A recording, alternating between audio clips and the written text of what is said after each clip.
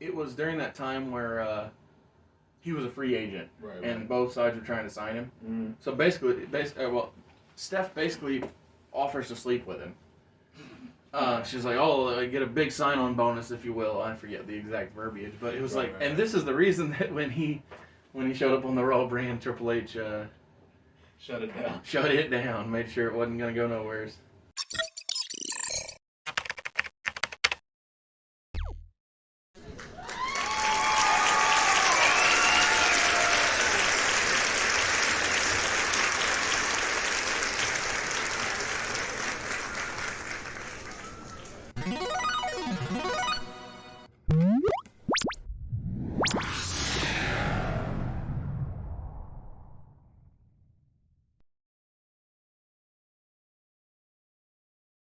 We begin with SmackDown on 10/3 of 2002. Before I get to the episode, though, Yeah.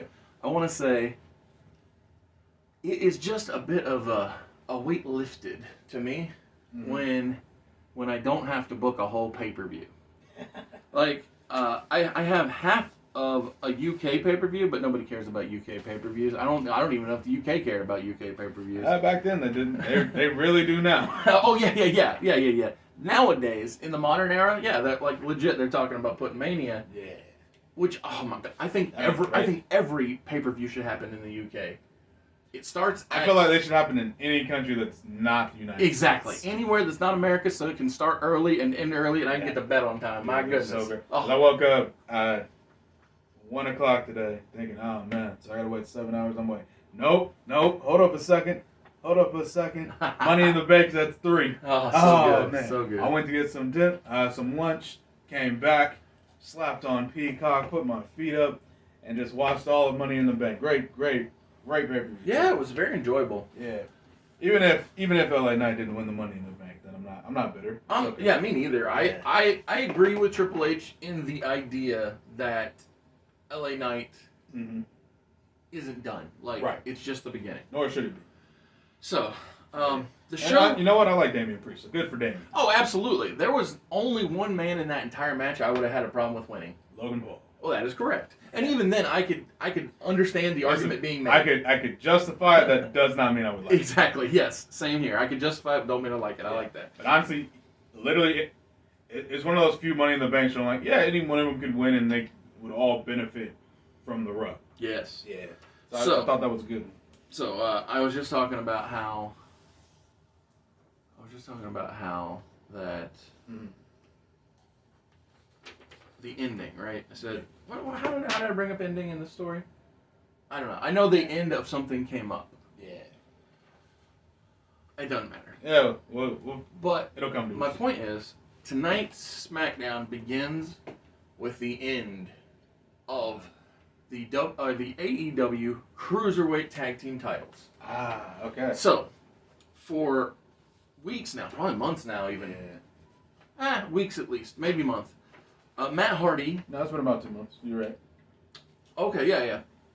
Matt has been evolving the Cruiserweight Tag Team titles. Right. And so, In typical Matt Hardy fashion. Always evolving. well, isn't that true? Yeah. Wow, that is so true. Yeah, Broken Matt Hardy version 1. Yeah. Yeah, even his time in Scum there Yeah. in ROH, that was a different Matt Hardy as well. Exactly. But yeah, so we open with Shannon Moore, Crash Holly, and Matt Hardy coming out. But they all have newly designed championship title belts. No longer do they say Cruiserweight, but they are branded with what Matt has been doing this whole time. Right. They now say Team Extreme Tornado Champions. Matt, he just pretends like all that Brock Lesnar stuff didn't even happen. Brock didn't humiliate him on my birthday. He didn't crush him or anything. He didn't look like a fool. So Matt is all happy because he has expanded the former Cruiserweight tag titles from 2 to 3. Mm. So he had already instituted the golden rule of the captain, which Matt calls himself the captain of his team, so his title is gold, whereas Shannon and Crash's championship belts are silver. And that that visual representation is done to illustrate the fact that Matt is the captain of said trio, and so he is out here just celebratory as all. That's all I'll get out. Exactly, like just Matt being Matt, Yep. And so I didn't initially have what I'm about to say happen, but because of something we had talked about before recording, Mm-hmm. I'm gonna have Stephanie McMahon, the general manager of SmackDown, come out, and Stephanie Mac. she's gonna be smiling, she's gonna be happy, but like grinning through her frustration, right? Mm-hmm. And she's going to tell Matt. She says, What are you doing? she says, you've got a lot of initiative. I see that. I see that. That's a real corporate way of saying that. You've got a lot of initiative, Matt. But I'm gonna need to see you in my office. And go ahead and bring Shannon and Crash with you. We're gonna open this show tonight with Jamie Noble versus Val Venus. If you both could get out here, and the three of you come with me. And so we we have that match, Jamie Noble versus Val Venus. Jamie is significantly smaller than Val, and so he is fighting from underneath throughout the match. And as Val is going up to hit the money shot, completely forgot that's what his finisher was called. Oh, right, the big splash, the Right, Superfly splash from the top. With gyrations. Yep, With gyrations, you are correct. Yep. Jamie rolls out of the way. Val splashes the mat, Nice. but Jamie, who's a smart wrestler, rolls him over. Former ROH World Champion Jamie Noble. Well, former in real life, future in story. Hey. Yes. So he like I said, Jamie rolls Val over. Nice. 1-2 kick out. Okay. So Val doesn't lose to his own finish, but what Jamie does is he picks up Val, hits him with a big gut buster, because that's where the move Makes should sense. have hit on the on Jamie, and so he takes advantage of him hitting the canvas. Jamie then goes for the pin and wins. Hey. And so I'm a fan of Jamie Noble. He's had some bad luck with Nydia turning on him, and he lost out on that feud with Tajiri and Tori, the one where Nydia did leave him. Indeed. But indeed, I like that. Speaking of Indeed, our next match sees Funaki from Kaientai. Hey. He unfortunately comes up short against Johnny the Bull Stamboli. Yeah, it happens to the best of us. Yes. Up next, Tajiri, the guy who I was just saying went over on Noble in their prior feud. He beats a local wrestler to stay on his winning ways. Johnny Jabroni. Post-match, we see another spot run showing off the before and after results for the MJ90 Magic, the workout system. Of course. And Cannot wait to see where this is going. well, I do believe that the debut is coming in this said episode. Let me double check. So, I do. Yeah, Is it in this one? it is in this episode. Alright, So cool, don't spoil it. the reveal will happen as we move forward. Cool. The show continues with Booker T still feuding with the Regal counter threat. Of course. He takes out Night Test in this particular episode to once again try and prove to the folks following King William that he is not leading them to the Promised Land, which is it's actually something that's been an inadvertent development throughout the introduction of the Regal counter threat. I didn't even realize what I was doing at first, but once I caught on, I was like, oh, I like that a lot. Nice. And so Regal tends to win because they help him, Yeah. but he isn't nearly as Beneficial to them as they are to him. Yeah.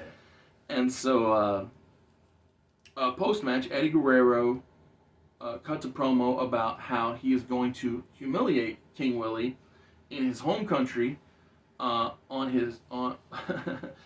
wrote on my sister's birthday. Not Eddie's sister, on my sister's birthday, because it turns out rebellion is happening on my sister's birthday, or did happen in real life. So that was just a personal note because I thought that was funny. Nice.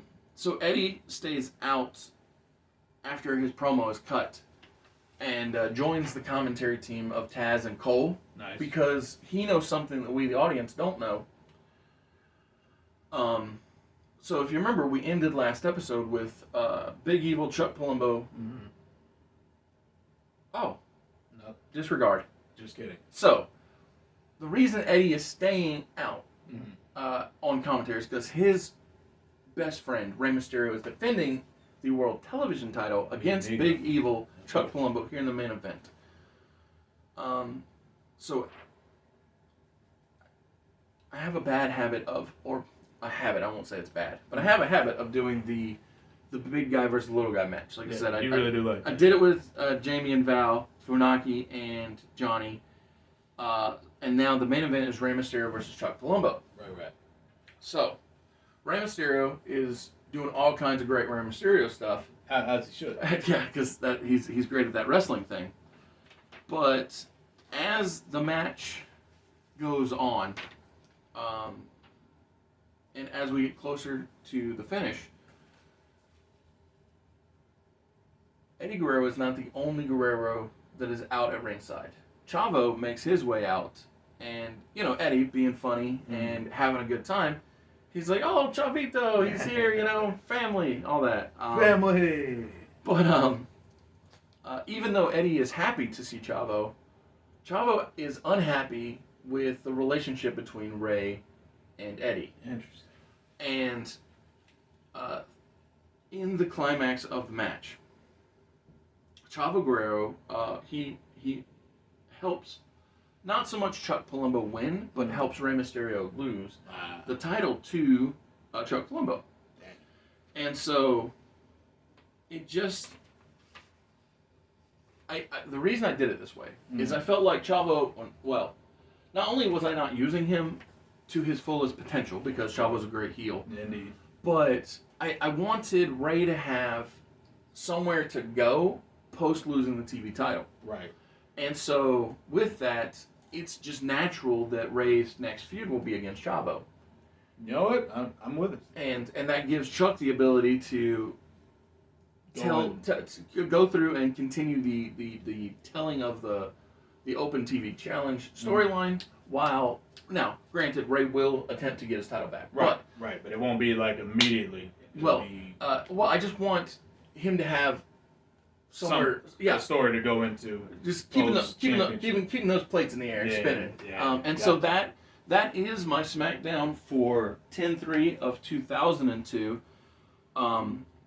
where I justify my early draft of Chuck Palumbo. Indeed. I justify him working with The Undertaker. Indeed. Like I said, I give Rey something to go to after, and set up the Intercontinental storyline where Eddie is once again being a defending champion, and this time he wants to humiliate William Regal in his hometown. So I just feel like Eddie Guerrero, really. Exactly.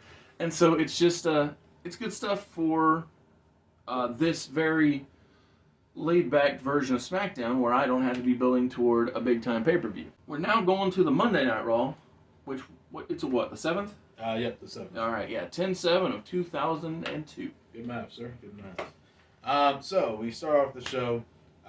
Mick Foley and Stephanie McMahon make a backstage announcement announcing the Halloween Havoc Battle Royal. Okay. So it'll be, goofy fun time, costume battle royal.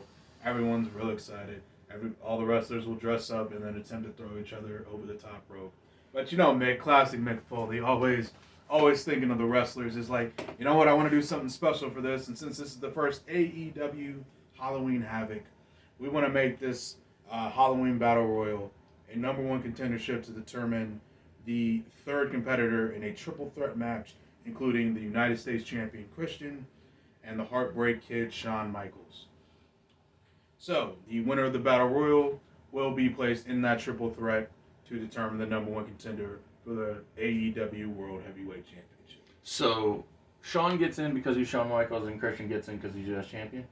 Sean gets in because he's undefeated Oh, okay. Well, and still, has beaten former champion Triple H, well, and it's Shawn yeah, Michaels. exactly. So, you know, yeah. That's cool. It's cool. Just checking. layers and layers. Yeah. And then yes, Christian Yeah, gets in because he's doing great work. He's been undefeated since being U.S. champion. Yeah, I like it. Yeah. So that was the logic behind. I like it. Yeah, the triple threat set. that's good stuff. But yeah, so there's that. So I brought Stephanie to Bring prestige and and whatnot, and, because especially since I'm pretty sure SmackDown wrestlers will also be in this. if you want them to be, they can. But Halloween Havoc is Raw exclusive, Yeah, unless you make the provision that you want to book. yeah, that was the joint thing. Oh. I mean, to be fair, Well, I'm the just Undisputed saying title is for both shows, so I think that's Yeah. a very fair I'm move saying from Mick. it felt like it made sense. Yeah, So it's very polite, all right. and I'll try to be as generous in the future. Yeah, To Raw, I mean. how sweet. I how sweet. I never considered it before, but that booking, but I like it. No, I think that's very. I mean, to be fair, Raw guys winning it, but that's cool. That's fine. Yeah. yeah, because we already agreed on this. Yeah. Exactly. But We always agree on that particular for title. big moments, we always agree Yeah. before. Every other title where it's carte blanche to do whatever we want, but the undisputed belt is a belt that both A shows joint share. Yes. unified thing. But yes, so yeah, just gonna be good, clean, fun. Yeah. I I love Halloween Havoc. I think Yeah. it's a killer name. That is so phenomenal, so phenomenal. Dude, Don't know why they didn't did you use it see for that all they're those years. bringing Great American Bash back to pay per view? I mean, Are they? premium live event. Yeah, they got it. But, nah, I didn't. When's it supposed to happen? At the end of July. So what? I don't know. Okay. But the reason I bring it up is because I wouldn't be surprised if Halloween Havoc. So for years, a couple years now, Yeah. much like Great American Bash for NXT, Halloween Havoc's become a TV special. Right. I wouldn't be surprised at all if this October they say, tune in this Sunday. Yeah, whatever, for the premium live event version of the show. Wouldn't be bad. Oh, me too. I'm for it. I'm for it. Because, so the reason that the Great American Bash is being brought back, or one of the reasons I think, is because they're booking a Texas not stadium, not football stadium, but like an arena. I mean, Yeah. I got so it's not going to be at the Performance Center, which I prefer. I like when they leave the Performance Center. Yeah. That's better. So Full Sail was great, but the Yeah. Performance Center needs a little Little help. Yes. A little assistance. Yeah, the leaving is good. Yeah. Continue. Sorry. Oh no, you're good. You're good. I was following. Yeah. Yeah, I don't even know what I was saying. Oh yeah. We were just talking about Halloween dinner, Havoc. Battle Royal, Halloween Havoc. Yippee! Yeah. All right. Next up, that tag match for the tag team titles: Jericho and Kane versus R&D Solutions. Who is the R or D in this scenario? Well, Goldust, busting out the old Dustin Rhodes, Okay. Yeah. and his tag partner is the Big Boss Man. Now, I know what you're thinking. Oh, Oz. I got it. I know this. I know his name is Ray Trailer. There it is. I know his name. Hence the R in Yeah. R&D. I like it. Yep. Fun little match. Goes like 10, 15 minutes, but you know the usual. Jericho and Kane are gonna win because they're Jericho and Kane. But yeah, Well, the beautiful thing about this is everybody that you have booked in this match is full of experience. yeah, Now, amazingly, I think that Kane might be the least experienced guy in the match, he is. but Which is hilarious. he's still multi-time. Well, at this time, at least singularly Yeah. world champion, One-time multi-time. world champion, multi-time tag. Yeah. Wasn't he IC champion at this point? In real Was that life, later? definitely. Yeah. In our working, In our booking, I don't remember I don't think we've done it. because I don't remember what I strapped him up with, if anything, during the Yeah. invasion. But that's the only part of WWF we've touched Yeah. was the invasion part. Makes so. sense. But yeah, no, I think that's a fun match right there. Yeah. But yeah, it was Is literally this the end of Ray Trailer? Because I know that he. not yet. Okay. So he. So I know looked we it up. recently checked, He yeah, leaves in everything. 2003. Oh, That good. doesn't specify what month, so I'm just gonna. Yeah, Well, let him not fade his out. career. Yeah, I'll draw attention to it when that time. that's comes. fine. Yeah, no, it's good. No, I like it though. Yeah. Yeah, Ray and Dustin, R&D Solutions. But yeah, good fun match. Boss Man hits a Boss Man slam on Kane and gets like a near fall. Jericho breaks it up. Yeah, I but mean, it's Big Boss Man Ray Trailer is deceptively large. he's freaking huge, Like, man. He The always big Boss Man is not a It joke. is very accurate. Yeah. Yeah. Well, it's because he always worked with such. Like Giants. the time that he was with the company, he was. You're right. He was with Giants. Yeah. So yeah. Yeah, all larger than life, steroid up human beings. So, But yeah, no, he was a natural big man. But yeah, wraps up cannon choke slam on Boss Man 1 2 3, yada yada. Yeah, makes sense. Next up we have my boy Rob Van Dam coming out. Obviously One of a kind. one of a kind. Yeah. You know he has a podcast? Does not surprise me. It's called One of a Kind. Yeah, I'm sure it is. That's phenomenal. Yeah, honestly, everybody has a podcast at this point, so it doesn't surprise me too much. But yeah, Rob comes out, makes good on his promise from last week. He says, I've been absolutely dominant, and as fun as it would be to be in this costume battle royal, I feel like I had the most credence out of anybody in the company to be the number one contender for Brock's AEW, almost called WWE, AEW Undisputed Championship. Yeah, it's easy enough to make that error. And of course, Paul Heyman comes out with his little Have you noticed that it doesn't matter who Brock Lesnar is feuding with, whether it's Steve Austin, whether it's The Undertaker, whether it's Rob Van Dam, Paul Heyman just has history with everybody. Oh my goodness. Every single person. Oh, I love Paul Heyman. It's so amazing how many careers Paul's touched. Yes. And that's something Paul brings up in this speech. He's like, listen, Rob, I love you. I love you like a son. And because I love you, I want to kind of wean you off of this. Honestly, I think you should go after the U.S. title again. I think you were a phenomenal U.S. champion. You don't want none of Brock Lesnar. All right. And Rob looks at Paul, dead in his eyes, and says, Paul, dude, you know who I am. Come on. I'm the longest reigning TV champion in ECW history. I have been one of the top guys in Monday Night Raw since I got here. I was number 2 draft pick. Can't remember. Early. I know early. Mad early. So I've been one of the top guys here since day one, and it's time I be the top guy in the company. Kurt was your number 1. Yeah, Kurt was 1. I think he was 2. Yeah, Rob was 2. You're right. Yeah, because Christian was 3, and they had that big trios match. Yeah. They had that big triangle match. Yep. To start the show. No, Christian was 5 because I had Big Dudley's and Jazz. But he was the third singles. You're right. But yes. So yes, Rob's always been top singles guy, and honestly beat Kurt. So the top singles guy in Raw is Rob Van Dam. Absolutely. Rob says as much. Well, and here's something. So I know this is anecdotal and unimportant. Yeah. But my father never liked wrestling. Couldn't care less about it. Always thought it was stupid. Yeah. But I was watching ECW on TNN, and he saw Rob Van Dam versus... I believe it was Jerry Lynn. I think it was Jerry Lynn. I was about to say, pick one of Rob's great rivals. And like I said, he don't care about wrestling. He don't like wrestling. His favorite wrestler is Bill Goldberg because he went in there and he wins. Phenomenal. And so, but he saw what Jerry Lynn and Rob Van Dam were capable of. And he's like, I don't like wrestling, but these guys are good at that. Yeah, I was about to say they're real good at this wrestling thing. Man, see, I mean that pretty much says it all right there. Rob's so good, he makes people who don't like wrestling enjoy wrestling. Yeah. I mean, I feel like that says a lot. I agree. I think that's high praise. Oh man, well that's awesome. Well, long story short, after Rob lists all his accolades, he says, "I'm going to beat Brock Lesnar. I'm going to be the guy at Halloween Havoc." Paul says, "All right, you asked for it. I'll go talk to Mick and we'll make the match. But listen, just don't look at me after the match is over. That's all I'm gonna say." So that sets that up. Next up, Mick's back in the back. He's signing off, picking names, trying to figure out who he wants to be in this battle royal come Halloween Havoc. When our old boy Hunter Hearst Helmsley, Triple H walks in. Oh, he's got to be happy. Yeah. Oh, he's thrilled. So thrilled. He wants to talk to Mick about the battle royal. He says, "Mick, listen, it's real sweet that you're giving all these jobbers and jabronis this shot at a number one contendership. But let's be honest, I'm me. So how about we just skip the whole number one contendership for the battle royal thing? Why don't you just go ahead and slap me in that triple threat now?"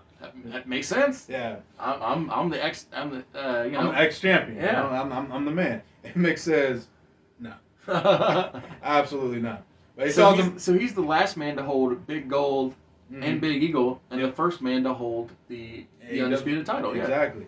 Yep. So obviously he's entitled. Absolutely. He's entitled. Yeah, I like that. So Mick's like, "No," and here's why. Because I said so. Literally that simple. Of course. It's unfair to all the other competitors. I get your accolades, and that's great. But let's be honest here, Hunter. You've been on a losing streak lately. If anything, Rob would have been in the battle royal to get the spot. I would have just plugged him in if he wasn't already vying for the undisputed championship itself. Yeah. Triple H says, "How dare you? You're stupid." And he's like the whole time he's just poking him on the chest like, "I am Triple H. I'm the man." And Mick's like, "Tell you what, Hunter. Tonight next week I'm gonna give you an opponent, and if you beat him, then I'll just give you the spot." Oh, that's nice. I like that. Fair and square. I'll just give you the spot if you win. Yeah, he's giving him the opportunity to get everything he wants. Yep. But if you lose, not only will you do the battle royal, but I am making you wear a costume, and if you don't, can he get to pick it? That'd be funny. Oh yeah. Oh, good. No. Triple H is gonna pick the Oh, costume. okay. But Mick's picking the match. Okay, that's next cool. week. That's cool. But yeah, no, trust me, I have something planned for Triple H. I believe you. Costume, because spoiler alert, he's not winning. I had no doubt. Yeah, but Mick says, "All right, so you'll figure out what the match is next week." And Triple H is like, "Whoa, hold up, who's my opponent?" Yeah, I'm not telling you. Okay, at least tell me what kind of match it is. Mick smiles, just walks away. I like it. It's like, "Hey, Mick!" And that ends the segment. And then, last but certainly not least, we've been building to it for months now. Raven, with his now fully formed Hardcore Vice, comes out. Tommy Dreamer, Steven Richards on his side. It's time for the steel cage match for the Hardcore Championship. Nice.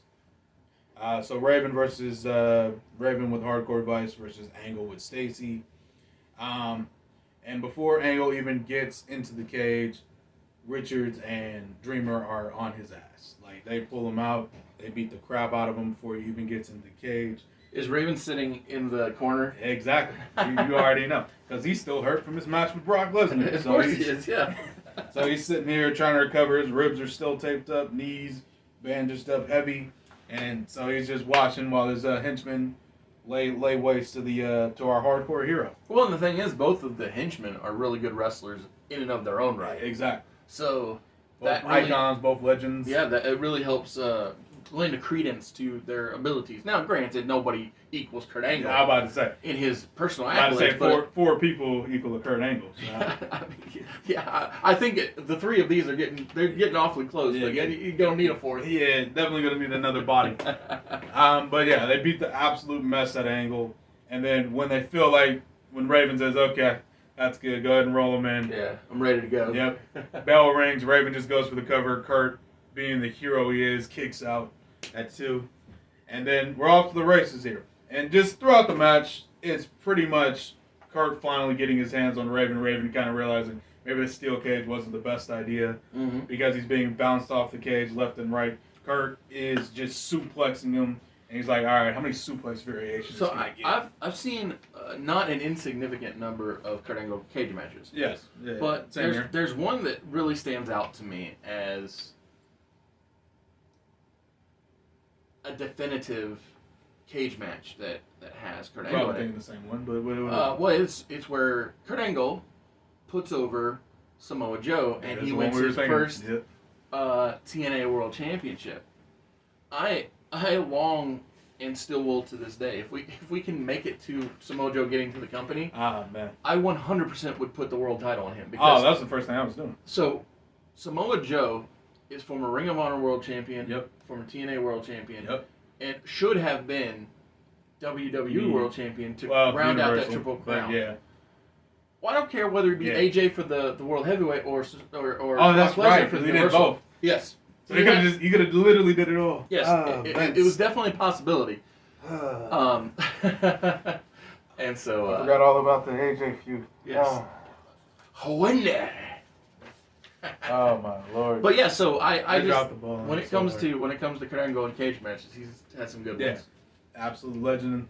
Yep, and this one's no different. So throughout the match, Richards and Dreamer are sliding weapons into Raven, and Kurt is intercepting them and using them on Raven. Smart. Yep. And gets to the point. Kurt drops Raven after a chair shot, and he's like, "Open the door." Open the door. He's exhausted. He's trying to get out. And Dreamer slams the cage door into his head, drops. And that's when Stacy comes in with a kendo stick on her own and starts beating on Dreamer and Richards. And they're both trying to run away and dodge and run to the back to get away from Stacy. I figured it'd be fun to give Stacy, absolutely carte spot. blanche. Yeah. Especially since, she's been dropped on her head the last 3 times Raven's been around. How do you feel about women versus men matches? I mean, I think if done right, they're fine. Because how I always think about it is a professional wrestler and another professional wrestler in a professional wrestling ring on professional wrestling television. So, I have one request, and if I could run a wrestling company, I would actually like to run 2 wrestling companies. Yeah. One, I would love to have respect weight classes, and in that, I would have men versus women as long as they're within the certain allotted. As long as they're in the right range. Yes, in the right range. Because let's think about somebody like an Awesome Kong, right? Yeah. You put Awesome Kong in there with most guys. She wrecks them. Yeah, she can either hold her own or wreck them. Yeah. Same with China. Yes, exactly. Same with Rhea Ripley right now. Dude, she is Victoria. Rhea Ripley is showing multiple times over, whether it's Gallows or who was it recently? Tozawa, yeah, him too. But yeah, she keeps showing that she's got it in her. Yeah, she's about that action. And so I think that is the best way to, personally speaking, I think that's the best way to do it is if you have a respected weight class, and the wrestler and the other wrestler are within the parameters, go for it. Yeah. Now, I don't think that it makes sense to do like wouldn't even be a good match. Hold on. The Undertaker, there we go. I had to pick a wrestler who could wrestle. I was about to say the Great Khali. I was like, it wouldn't matter anyway. So I put her 1-on-1 against Beth Phoenix. Yeah, that'd be a 5-star classic. So I couldn't envision a world where the Undertaker wrestled Su Yung. Yeah. And we got honestly, I don't know. I feel like that'd be good fun. I mean, yeah, it'd be a lot of smoke and mirrors, but like as far as like moves, or Stacy Keibler versus Randy Orton, we'll say. Right? Okay. Yeah, I can see that. So I don't think that would be a good match. Yeah. But I think that you do. I think it makes sense as long as both competitors are game. So like I wouldn't do Kelly versus like Dreamer, but I would totally do like Jazz versus Dreamer. Oh yeah. I agree. Yeah, Jazz is the better. Yeah, exactly. That's all I was saying. I think that it has to be logical. Yeah, I agree. I feel that. Oh, we didn't book a finish. Oh yeah, no. Yep, no. I'm wrapping it up now. I got off track. My bad. Yep. So Kurt, in classic Kurt Angle fashion, he since the door is kind of like gone, door option's gone because Richards took the key along with everything else. Kurt has to climb the top of the cage. He gets to the top of the cage, sees Raven prone, and decides to take the Jeff Hardy. Well, of course he does. And it's now granted, Kurt Angle has one of the best moonsaults I've ever seen. Like truly. Absolutely. And I think like when he misses it, he somehow performs a better moonsault. I don't know how, but yes. Yeah, he's good at missing. And this is another classic Kurt Angle misses a moonsault scenario because he lands flush just on the mat, bounces, and then off the bounce, Raven gets up, hits a Raven effect, and 1, 2, 3, we have a new hardcore champion. I like it. Now I'm extra glad I didn't have Val Venus lose to his own finish because that would have been awkward. Yeah, a little strange. But hey, it worked out. Everything worked out. Absolutely. No, I like it a lot. I've really enjoyed what Kurt has brought to the hardcore wrestling division. Indeed. And I look forward to seeing what Raven does on his trip and see how he treats it. It's not a long trip, unfortunately, because Raven will be gone by January. I know, but still, my point is they have 2 separate wrestling philosophies. Ideologies, exactly. And so that's why I meant what I meant by it is to see how Raven would approach the ring. Exactly. Well, and oh my goodness, I can think of when Raven, Kane, and Big Show had their hardcore title match at Mania. Yeah. So if this Hardcore Vice storyline is anything like his time in a solo run, I think it'd be a lot of fun. I was the same way about D'Lo Brown. Yeah. Yeah.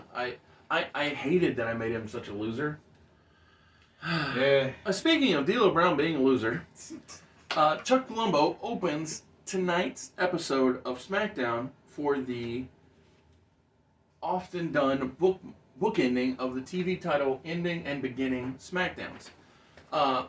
Cole and Taz let us know on commentary that the reason Rey Mysterio is not challenging Chuck Palumbo is because he made the request to Stephanie that he get Chavo in the main event here tonight. Yeah. So that's the explanation as to why Rey isn't not challenging instantly trying to go back for the TV title. Indeed. And so, as I said, when you caught that hot mic, D'Lo Brown loses to Chuck Palumbo because, unfortunately, just like with Josiah losing Raven, Yeah.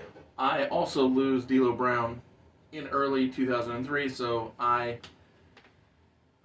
don't strap him up. Don't put that rocket to him. Don't get him going to the moon.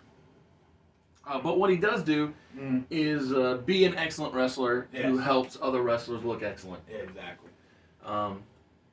I've long thought that he was not the same, didn't have that same confidence after the tragic accident with Droz. And unfortunately, who recently passed away. Exactly. As well. That's what I was going to say. That's why I brought it up, is to say that unfortunately he passed recently. But thankfully his family, they've got a scholarship in his name. Yeah.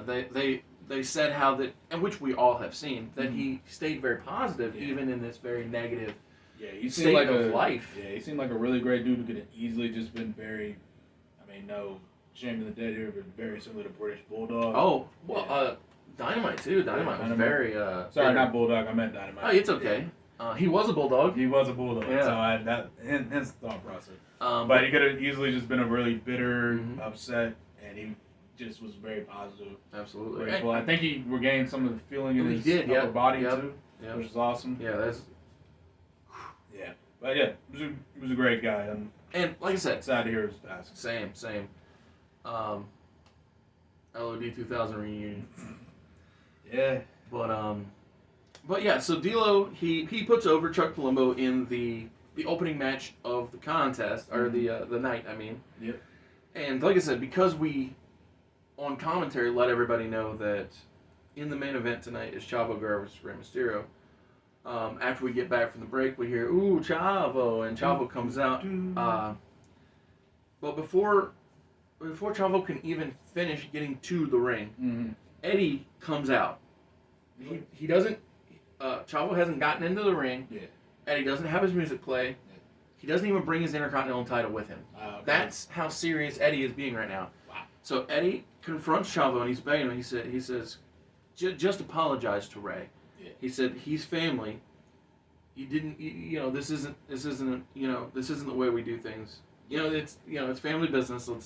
Let's do things right. Handling it like family. Exactly. And so Chavo dismisses Eddie, just pushes him away and keeps going to the ring, right? And so Chavo, so Eddie is standing at the rampway, the still there with the crowd around him. Is just right. And so Chavo he grabs the mic. He says, "Why, Chavo? Why?"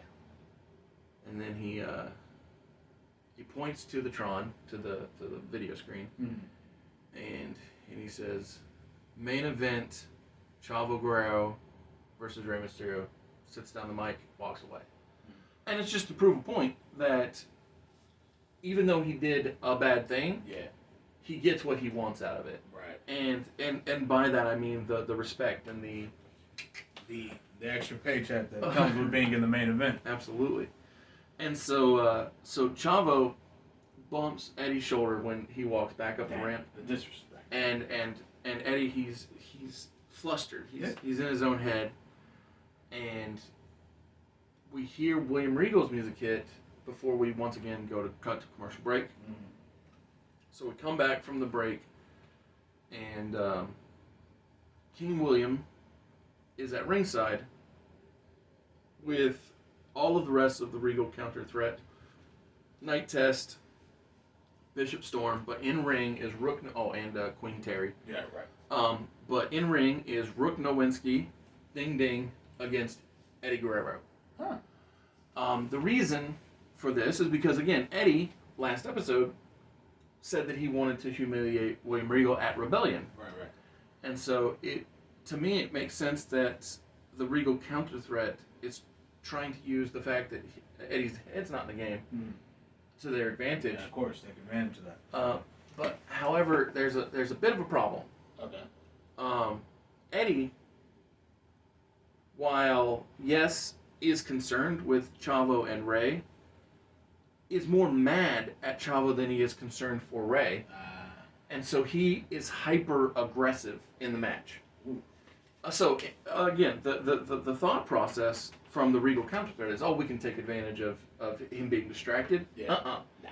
Eddie, like I said, he's a different Eddie Guerrero tonight. Right. He's super mad, super violent, and he super wins. crazy.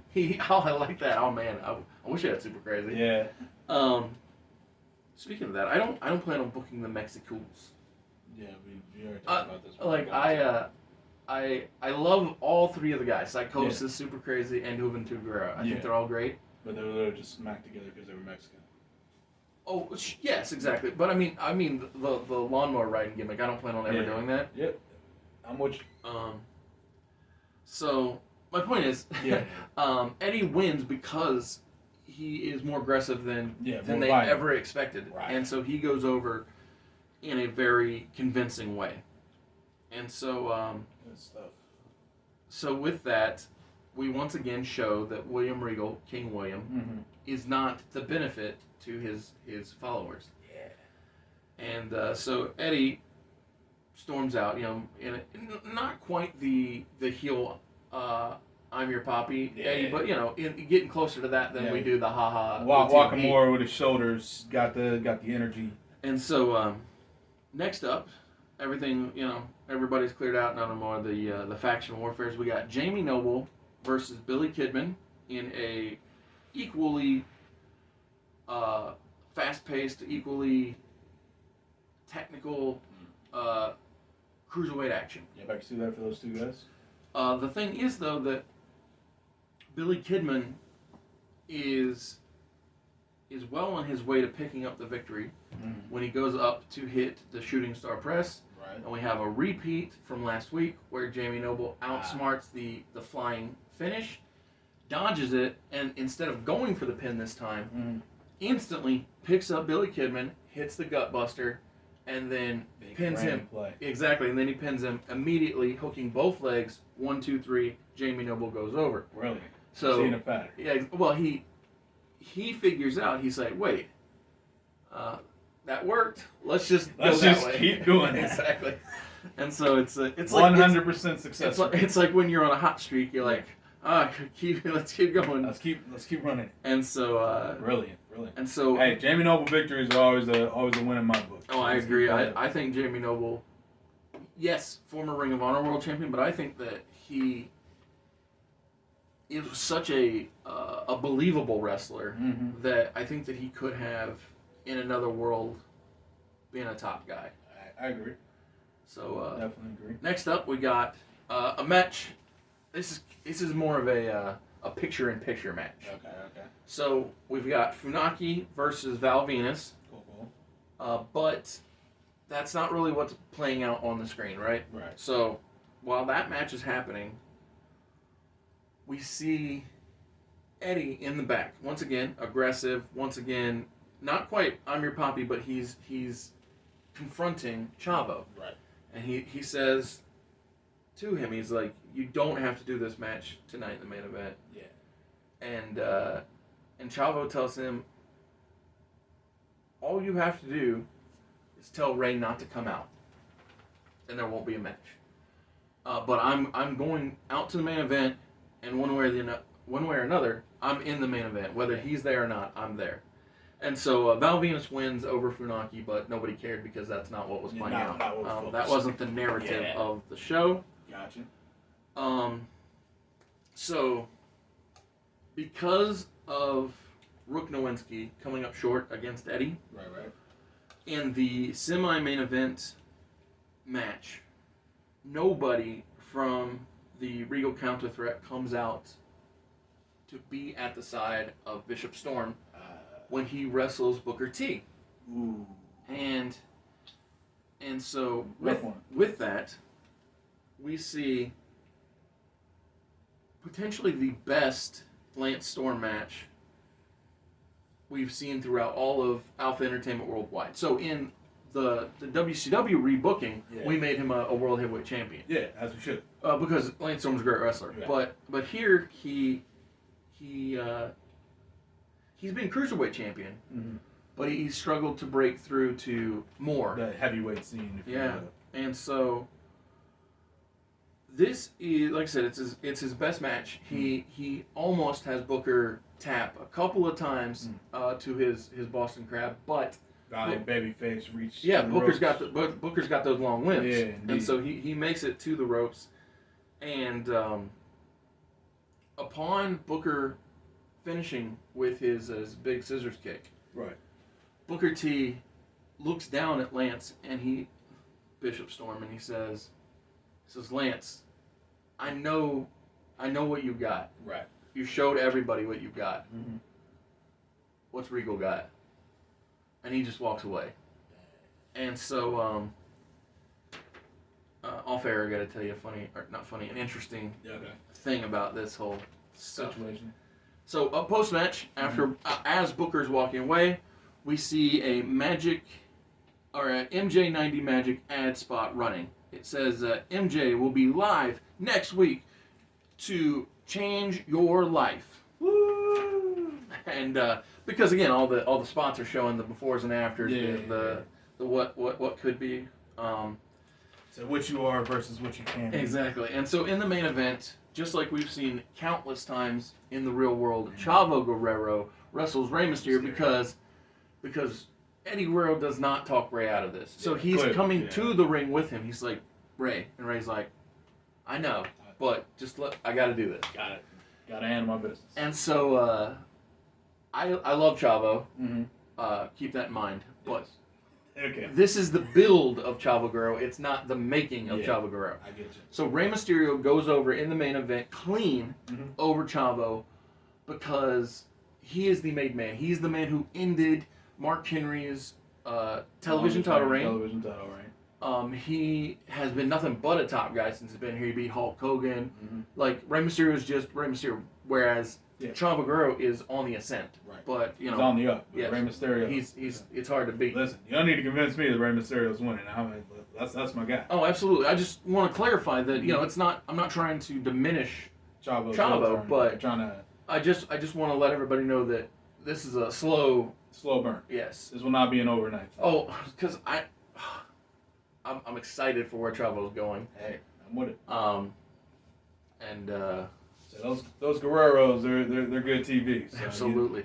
But yeah, that is the SmackDown for 10/10 of 2002. A lot of repetitive numbers there. Yeah. 10102002. Yep. Ah man. Well, Raw 10/14/2002. Wait. This is the episode where we learn who Triple H is wrestling, right? Yeah. Awesome. I'm excited for that. Yep, it's going to be good fun all around. So, we start the night off with some women's division action. We have Jazz versus Ivory with Victoria, our women's champion, on commentary. Sounds good. It's Jazz versus Ivory, so the match is going to be good. Well, and they're buddies in this world. Exactly. Yeah, good friends. Good friends, so they have a good handshake before the match.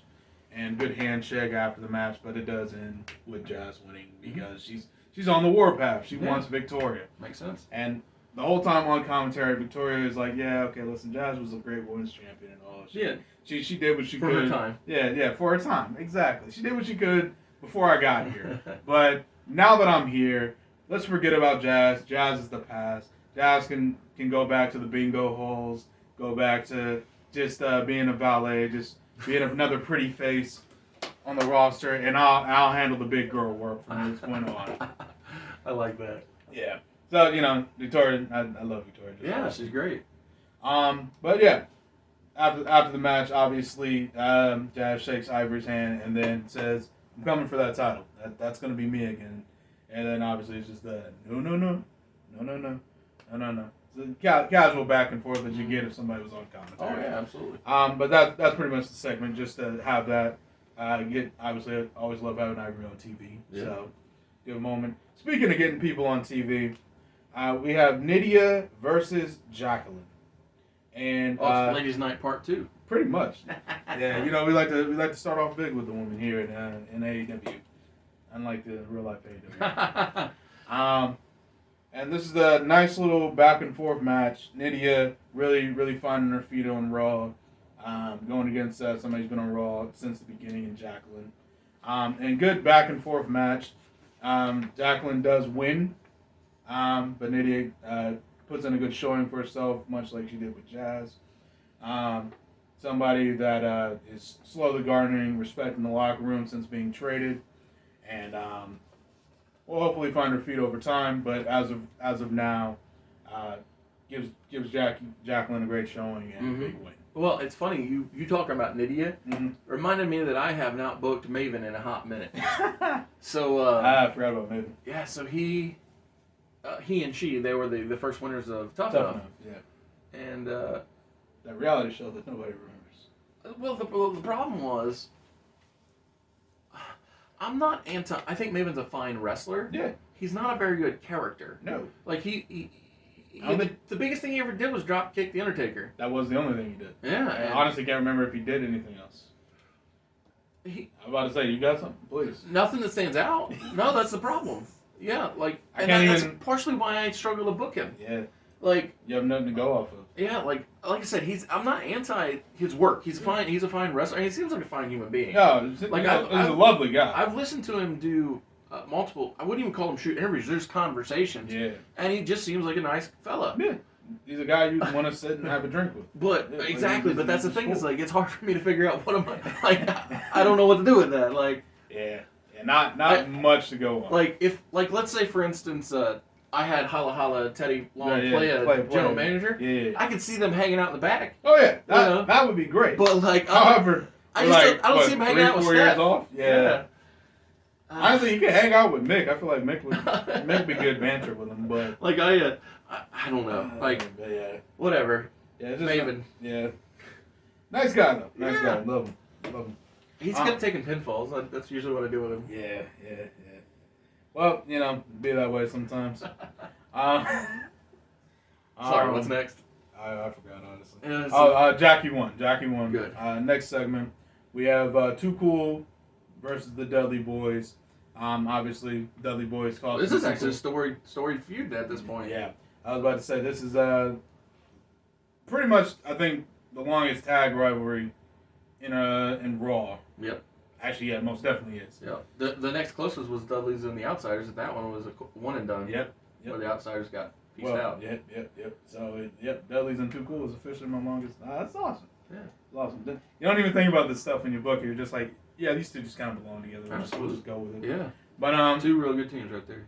exactly, and they're so good that the match doesn't even finish because they just decide to beat the absolute ever-loving crap out of each other.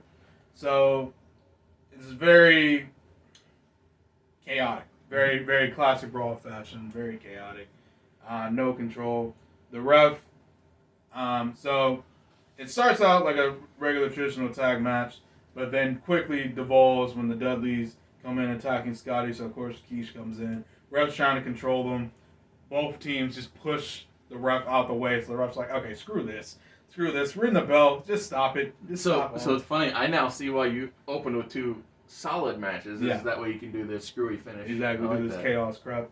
But yeah. I mean, it's good every once in a while to About to establish. say, if it doesn't happen every show, perfectly fine. Yes, exactly. Yes, I say that because WWE used to do this constantly with Vince books. Multiple times in the same show. Even. Yeah. Multiple times in a row Yeah. on the same show. But yeah, so obviously security pulls out to try and break them up. Jobbers and jabronis, who's no face, no name, and the Dudleys and Too Cool are just dropping everybody. Right hands, super kicks, 3Ds, super bombs. You name it, it's happened. Mm-hmm. Just in an effort to get back to each other. Mick's like, okay, enough of that. Get them out of here. So they actually get arrested. Okay, that's cool.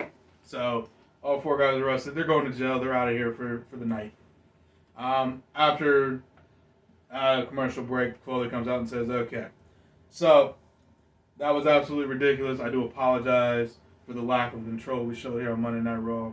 As punishment, both Too Cool and the Dudleys will be fined and will be suspended indefinitely. Let's see. And I will make an announcement in the near future on how we're going to finish this whole thing."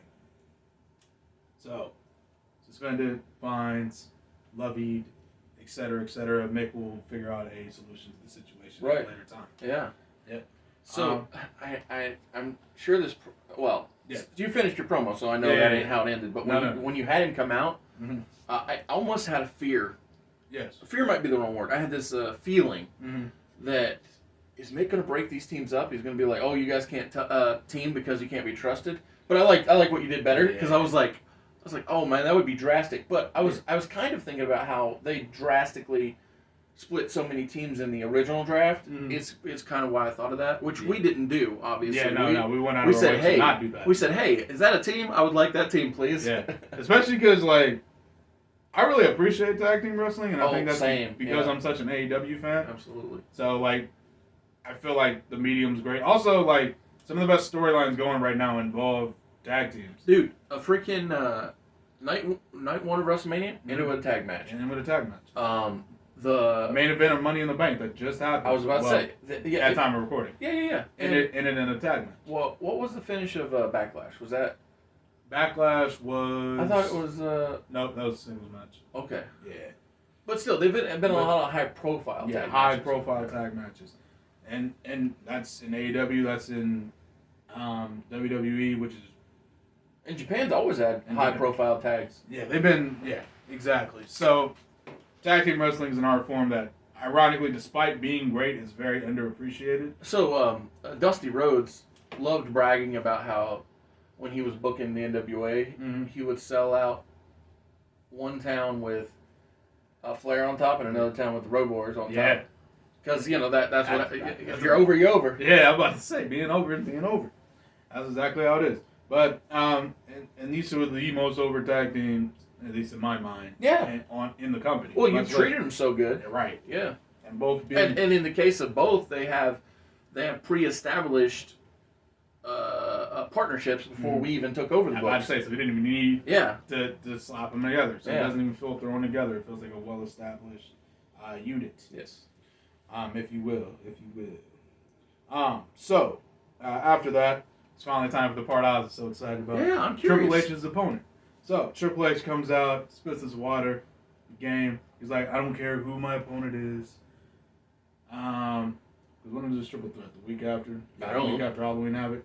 Oh, that sounds right. So he says, in 2 weeks' time. Nope, just kidding. Halloween Havoc's this weekend. Okay, this In a week's time. Yeah. In a week's time, I'll be the number one contender again, and then I'll be beating Brock, and then we'll all go back to status quo. Everything will go back to normal. Don't you? I know everyone's concerned. Don't you worry. I will be champion again soon. So Mick, I know that you hate me. I know you still haven't really gotten over me, like kicking your ass in LSL. military. Yeah, beating you in the WrestleMania main event. all this Integrating stuff. you into the thumbtacks. Baby Lots stuff. of history, Yeah. actually. Lots of history. Tons of history. But so he's like, listen, go ahead, bring out my opponent so I can pin him and be on my way. So of course Mick comes out and goes, Hunter. Hunter. Listen, I try really hard to stay professional in this role. It's very difficult at times, especially after the insanity that happened earlier tonight. I'm really not in the mood for you. So, you want your match so bad? Here's your match. Tonight you're going to be wrestling the United States champion, Christian. Oh, okay. That's cool. Yeah, not done yet. Oh. And Well, this guy did think it was cool. the special guest referee will be Shawn Michaels. And It's because they're the guys that are in the Uh-huh. match. Yeah, I got it. And just for fun, I'm going to have the guy who kicked you in the face a couple weeks ago, Rob Van Dam, as the special guest timekeeper. So, keep track. Christian's the opponent. Yep. Shawn Michaels is the referee. RVD's the timekeeper. Yep. Needless to say, Mick does not like Triple H. Yes. So, Triple H, of course, is like, this isn't fair. This is BS. Hey, listen, you agreed to me picking the match. I don't want to hear it. If you wanted to complain, you should have complained earlier. Yes. So, obviously Triple H loses this match. It's so egregiously obvious. Well, yeah, because if he wins, he instantly gets what he wants. He has to lose to then Put him in the match on exactly, Sunday. Yeah. which is the whole point. Yeah. But yeah, Sean pretty much. Triple H hits Christian with a spine buster, goes for arm the cramp. Yeah. One. Oh, he kicked out. What a legend. I don't know how he does it. Christian gets a roll up on Triple H. He goes, 1, 2. Triple H kicks out. And he goes, what is this? What is this, Sean? I'm like, sorry, man. You said the count was too slow before. I was just trying to speed it up for you, brother. Yeah. And then he gets knocked out the ring. He goes for a chair. Rob's like, what do you think you're doing, buddy? No. Go ahead, get Dak in that there ring. And so, after a while of just goofy shenanigans, Christian nails a kill switch. 1, 2, 3. Christian beats Triple H. Triple H is going to have to wrestle in the Halloween Havoc Battle Royal. Yeah. And fun times for all. Crowd goes home happy. I like it. Good stuff all around. After the match, Rob hops in the ring from his timekeeper position. He said, all right, well, while it was always fun to, humiliate Triple H, let's get down to brass tacks. This Sunday, Brock Lesnar, I will become the world champion. So go ahead. I want to look at you dead in the eyes and tell you exactly what's going to happen this weekend. So Brock comes out. No Paul, just Brock. And they come face to face. Brock goes for a clothesline. Rob ducks. It's that spinning wheel kick thing. Mm-hmm. And then goes up top, nails a 5-star frog splash. Sorry, attempts for a 5-star frog splash. But Brock rolls out. And that's how we close the show. Yeah, I like it. So we open with a pair of losers. Great start. So Funaki lost to Val Venus. Indeed. And Billy Kidman lost to Jamie Noble. For sure. So both of these guys, they're attempting to get back That moment. in the winner's circle. Indeed. I love every time you say indeed, because of the Kaientai gimmick. Indeed. But Billy Kidman goes over Funaki. Ah, okay, cool. It's fairly simple and straightforward, but the reason that Billy Kidman wins is because he is in better condition than Funaki, just aesthetically speaking. Yeah, I get you. Fair enough. And so Funaki is still in ring when the Tron starts showing off the MJ90 Magic, or the MJ90 Magic. There we go. Yeah, the P90X style fitness thing that what has been getting promoted throughout SmackDown. And so who is this jacked buff guy that's clearly about to come out here? So yes, this jacked buff guy that comes out is Spotlight on the ramp. Okay. And so he's facing toward the stage. And so as he is flexing, he turns to the camera and we see Mark Jindrak. Oh, okay. And so MJ, okay, MJ 90. Got it. So he informs Funaki that Mark is able to transform his life to get him to where he needs to be. And he says, next week, I will meet you in that ring and show you why I'm magic. And that basic type of thing, right? And so it's the pomp, it's the circumstance, it's the lights. The glitz, the glamour. And it highlights his physique without making him a Lex Luger narcissist ripoff with the reflection of perfection gimmick that I never was really sold on. Fair. Because it was just, knockoff Lex, which was knockoff Rick Rude, which was just knockoff. Yeah, it's just it was just a bunch of Dollar Tree unnecessary stuff. For sure. So post that setup for next week. For sure. We have the Regal Counter Threat come out in their full strength. Yeah. We then go to commercial. Upon the commercial returning, upon the return from commercial, Rey Mysterio is riding out to the ring with Eddie Guerrero in a lowrider. Nice. Because even though Eddie wants for Chavo and Rey to be on the same page, because in his mind they're all family. Of course. Eddie does not hold it against Rey the fact that he beat Chavo, because Chavo's the one who instigated the... He asked for it. He literally asked for it. Exactly. And so, the two men that are representing the Regal Counter Threat are Bishop Storm and Night Test. Good stuff. Because, so, again, Storm, he went out and proved himself with Booker T. Mm-hmm. Booker is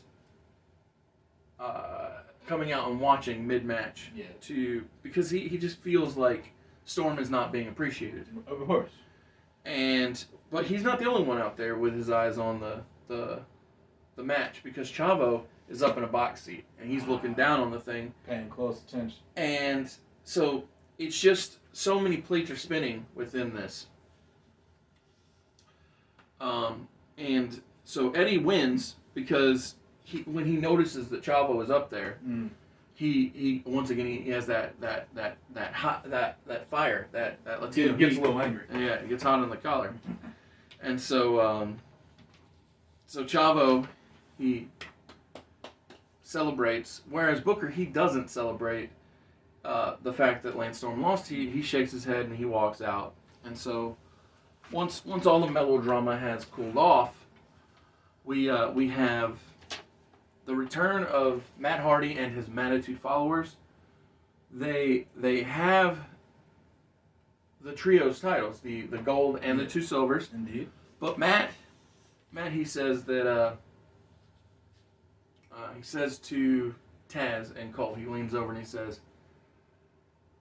says, Matt Hardy version 1 gets what Matt Hardy version 1 wants. Indeed. And so Cole corrects Matt as he hops up on the apron. He says, I have it on good authority that the general manager did go for this, but said that Matt must defend, or Matt Crash and Shannon must defend those titles to prove their legitimacy. So Taz says, it doesn't look like they got any stiff competition here tonight, Cole, because it's just 3 local boys. Yeah. And Matt, Crash, and Shannon win easily. Handily whooped that ass. Yeah, they as you said. They proved that it wasn't high caliber talent that they I can't believe this. that Matt chose. I'm shocked. And so Booker, he I skipped something. So we'll say this happened before. So Booker bumps into Lance Storm in the back, and he's like, I know that you're a former world champion. He was like, you were an Impact player in ECW. He's like, come on. But before Booker can make his case, Queen Terry and King William interrupt and say, "Be gone, peasant. You're not part of this kingdom." And Booker stands up and he says that sucka, yeah, exactly. And so King William says that tonight, before this show ends, you will fall to the Regal Counter Threat. And Booker says, "Send anyone, I'm ready." So it sets up that Booker is going to be wrestling a member of the faction. Threat, and so I originally didn't have that promo, but then I accidentally said Booker early, so I set that up. Got it. So Johnny the Bull Stamboli is taking on Jamie Noble. Cool. I couldn't begin to tell you what Johnny the Bull's finish is. No idea. But for the sake of this story, he is an elbow drop from the top. It legitimately was going to be an elbow drop. So phenomenal. So Johnny is big and strong, and so he goes to the top after beating down Jamie. He goes for an elbow drop, and Jamie moves. Johnny sells the arm, and so then Jamie, being a smart wrestler, doesn't pick him up for the gutbuster, but he puts him in an armbar Oh! on the mat. Big Doesn't pick him brain up. wrestler. And so Johnny the Bull Stamboli taps out Jamie Noble once again in the winners column. Man, I'm loving this Jamie Noble winning every week gimmick. I'm a big fan of Oh, that. thanks. Yeah, I also like it a lot. Again, it's just showing off his ring and He's IQ. smarter than everyone. Yes. So Big fan. up next is Booker T coming out for his match with Rook Nowinski, Okay. which he wins pretty easily. Can't believe It's it. so funny that I keep giving the runner-up to Tough Enough Yeah. the spotlight matches and the winner. Meanwhile, poor Maven is just out in the cold, like, I'm here. Exactly. So I'm going to be generous to Maven. I'm going to give him the semi-main event spot. Oh, okay, cool. Maven is going to lose to Chavo Guerrero Well, like it was nobody's business. So originally I had it booked as another wrestler, but because we keep talking about Maven, I'm going to let him look up at the lights. get the shine. So you remember how the prior SmackDown began, the last episode? What the TV talking about? Yes. D'Lo Brown challenged Chuck Palumbo. Yeah. So tonight in the main event of SmackDown on 10/17 of 2002, Mm-hmm. and it's been being promoted all night long. I'm sure.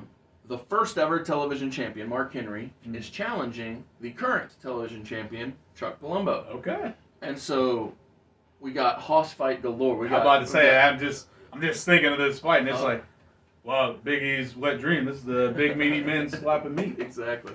So as much as I love Mark Henry, this is the Chuck Palumbo show right now. Of course. And so Chuck hits himself a big boot. Okay. And And Mark stumbles. There we go. Okay. And he hits the ropes. He bounces back. Palumbo hits another running boot. He staggers back. He hits for a second time. He comes back. And this time, instead of going for the boot, I have Palumbo grab Mark's head and slam it into the mat like a flatliner. Okay. Because, it's head damage, if you will. Yeah. Boot, flatliner. Good video game logic until you've been playing your fight forever. So you roll him over, you get that 1, 2, 3, putting over Chuck Palumbo, Big Chucky P. strong in the main event, Good stuff. Beating a former champion, that makes him look great. and so This is his third defense. yeah, so he beats Ray, he beats D'Lo, he beats Mark Henry. So this is third time. But so the show closes out with the Undertaker coming out to raise Chuck's hand, and the APA coming to check on Mark. Yeah. But while Farouk is there with Mark Henry, Mm. the former Nation of Domination teammates, Bradshaw is eyeing up the TV champion. Yeah. So I we're want one. making a little tease for the what's future. to come. Yes, it is pay-per-view time, sir. Woo! Pay-per-view. So Man. I've long said this pay-per-view should have never died, and I'm so glad we are keeping it alive. Halloween Havoc is just such a stellar name, and Fun times all around. Just, I'm envisioning the giant pumpkin with the Mhm. big smile, the cobwebs, yeah, the gargoyles, all the good stuff. gargoyles, all the good stuff. Yeah, so 10/20 of 2002. What do you got, my man? Yes, sir. So we have our Halloween Havoc Battle Royal that has been hyped up for the past 2 weeks. Yes. SmackDown and Raw stars galore. Everyone coming out in their wonderful costumes. I appreciate Did you you. have any costumes for your SmackDown Oh, wrestlers? here, I'll see what I got. How about Jeff Hardy Mhm. dressed as the Hurricane? I like that. I like that. So Cameron, North Carolina, representing Cameron, North Carolina, Love it. or Love it. wherever Yeah, Hurricane's from. I know he's from somewhere Carolina. I'm pretty sure he's from North Carolina, so I think you're spot on. I don't know if Yeah. it's Cameron. I know or they were Raleigh. boys, so Yeah, they were boys friends so, for a yeah. while. Yeah. So speaking of the Hurricane, Mhm. I think it'd be smart if he came out as the Green Lantern. I love it. So Love it. the inspiration for his character. Beautiful. And while we're on that Hardy train, that Carolina trip. Carolina Gold. So I don't know how many boys you got here, but I can give you at least how many you need. How many guys you need? Honestly, I can get you. not a big deal. I can get So- you a few more. So yeah, I was about to say thought. so Matt Hardy and his Mattitude followers. Matt comes out as Honest Abe. Shannon Moore and Crash Holly, they come out as his Yankee soldiers. Love it. Um, Phenomenal. what else we got? How about? I don't know. I'm struggling to book some costumes. On Yeah, the I know fly. costume ideas are tough. I was about to say, the only reason I asked is because it's tough for me to come up with costumes. I didn't write all the ones I had Oh, in that's my fine. mind That's down. fine. Well, yeah. But the ones you threw out were perfect. No, Actually. thanks. Yeah, I'm just trying to. You know what? Yeah. Maven was a teacher in his former life, and I think he became one after he got out of wrestling. Yeah, that one I knew. So let's have him come out with the spectacles and the ruler and the sweater vest. He can be a teacher. So that's what. Give That's him a what. tweed jacket. That's 6 guys. Yeah, it's 6 guys. That should be. I'll get you 4 more. How's Okay, that? go All right. for it. So this is the return of the Laughing Man, Bill DeMont, Oh yeah. but he comes out as the Joker. Phenomenal. It's a real bad paint job Yeah. too. Real bad paint I'm job. sure it's horrible. Long coat, all that. Phenomenal. Okay, so where we at? That's 7. Okay, 7. So 3 more. 3 more guys. Gotta get some dudes up in here who we don't mind being some haha. Oh, I got it. Yep, let's hear it. So, Big Show. How many more do we need? If we're doing 10, we got 7, right? Got it. I got it.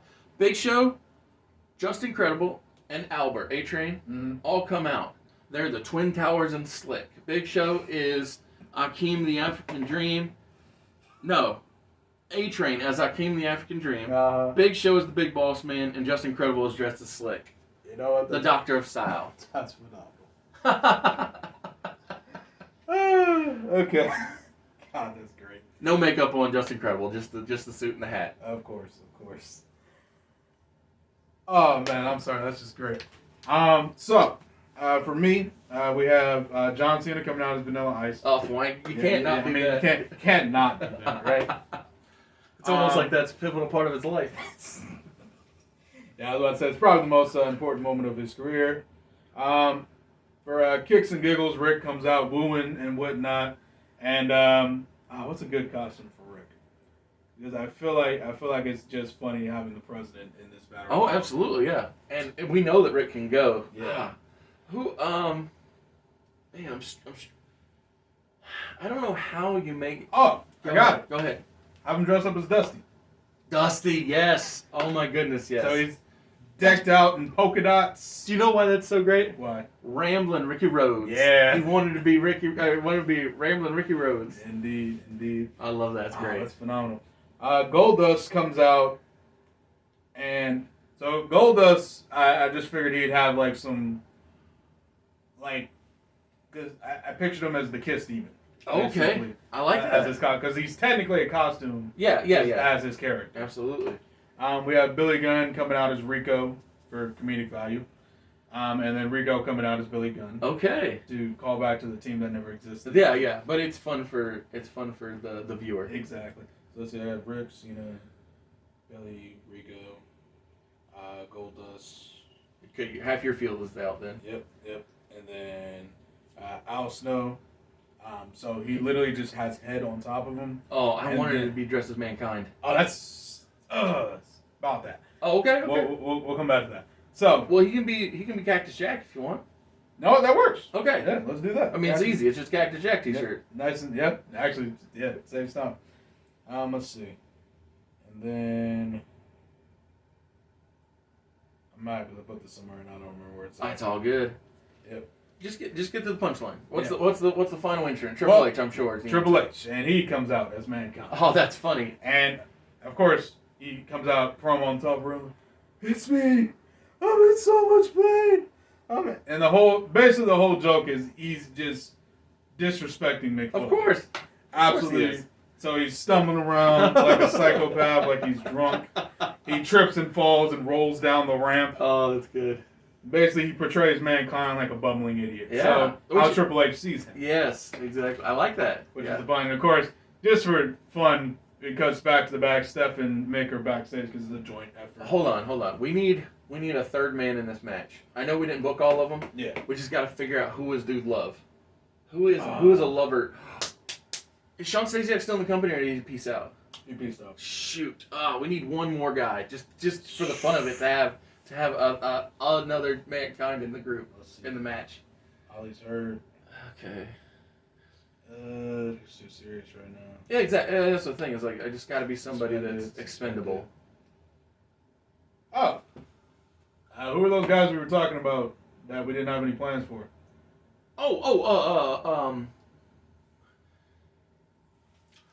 He has a job. Use him, Chris Canyon. Canyon, yes. Yes. Canyon will come out as Dude Love. Yes, perfect. Perfect. Yeah, so that way, Dude Love is Chris Canyon. Yep. Al Snow is Cactus Jack, and then Triple H is the big punchline of Mankind. Oh, that's good. Lovely. Well, yeah. So basically, this whole match is literally just good fun, but there are some stakes here. Of There are course. some stakes here. We're fighting for a #1 contendership. Yes, but we're having fun doing But it. we're having some fun doing it, and of course, Triple H and Ric Flair are well documented good buddies, so they toss out most of the field. Basically breaks down Final Four is Flair, Triple H, Jeff. No, not Jeff. Did you say it came out as Hurricane? Jeff. It was Jeff. Okay, Yeah, cool. you're right. So Jeff, I just wanted to make sure I didn't have that up. No, you're good. And Cena. Oh yeah, that's all top guys I'm right about there. to say the top guys of I've seen it. Yeah. So Jeff eliminates Rick with a clothesline. Triple H throws Jeff Hardy out. Okay, We're so left now it's with- John Cena and Triple H, right? Correct. So Vanilla Ice versus Mankind. The comedic value. Yeah, Vanilla Ice versus all Mankind. Yep. Triple H, of course, gains control with a high knee rise. He's like, bang, bang, bang, bang. Ah. Picks Cena up, attempts to throw him out. Cena reverses, goes for the FU. Triple H wriggles out of that. Cena is pushing the ropes, sees Triple H coming and hits the WrestleMania 1. Drop down, and Triple H falls out, and he's like, no, wait, no, that was a It's joke. amazing. This is his first win. Yep, this is his first massive win. Cena's like, I did it. Triple H is sitting here arguing and contemplating with it, like, no, wait, I couldn't see what the mask was in the way. The mask was in the way, I couldn't see. Oh, that's great. unfair. Oh, that's great. It's not fair to Flair. Not fair to Flair. Flair's over here arguing with him, like, hold up a second, what do you mean? What are you talking about? But yeah, so John Cena is inserted, so our triple threat for Monday, which is tomorrow Yep. will be Christian, Shawn Michaels, and John Cena. Yep. Great stuff all around, in my opinion. Absolutely. All three Yeah. great wrestlers. I mean, John Cena's had great matches with Shawn Michaels and Christian. That's for damn sure. Exactly. In fact, I think that was, I want to say Christian was his first WWE Championship feud, or one of them. It was one of them, yeah. Yeah.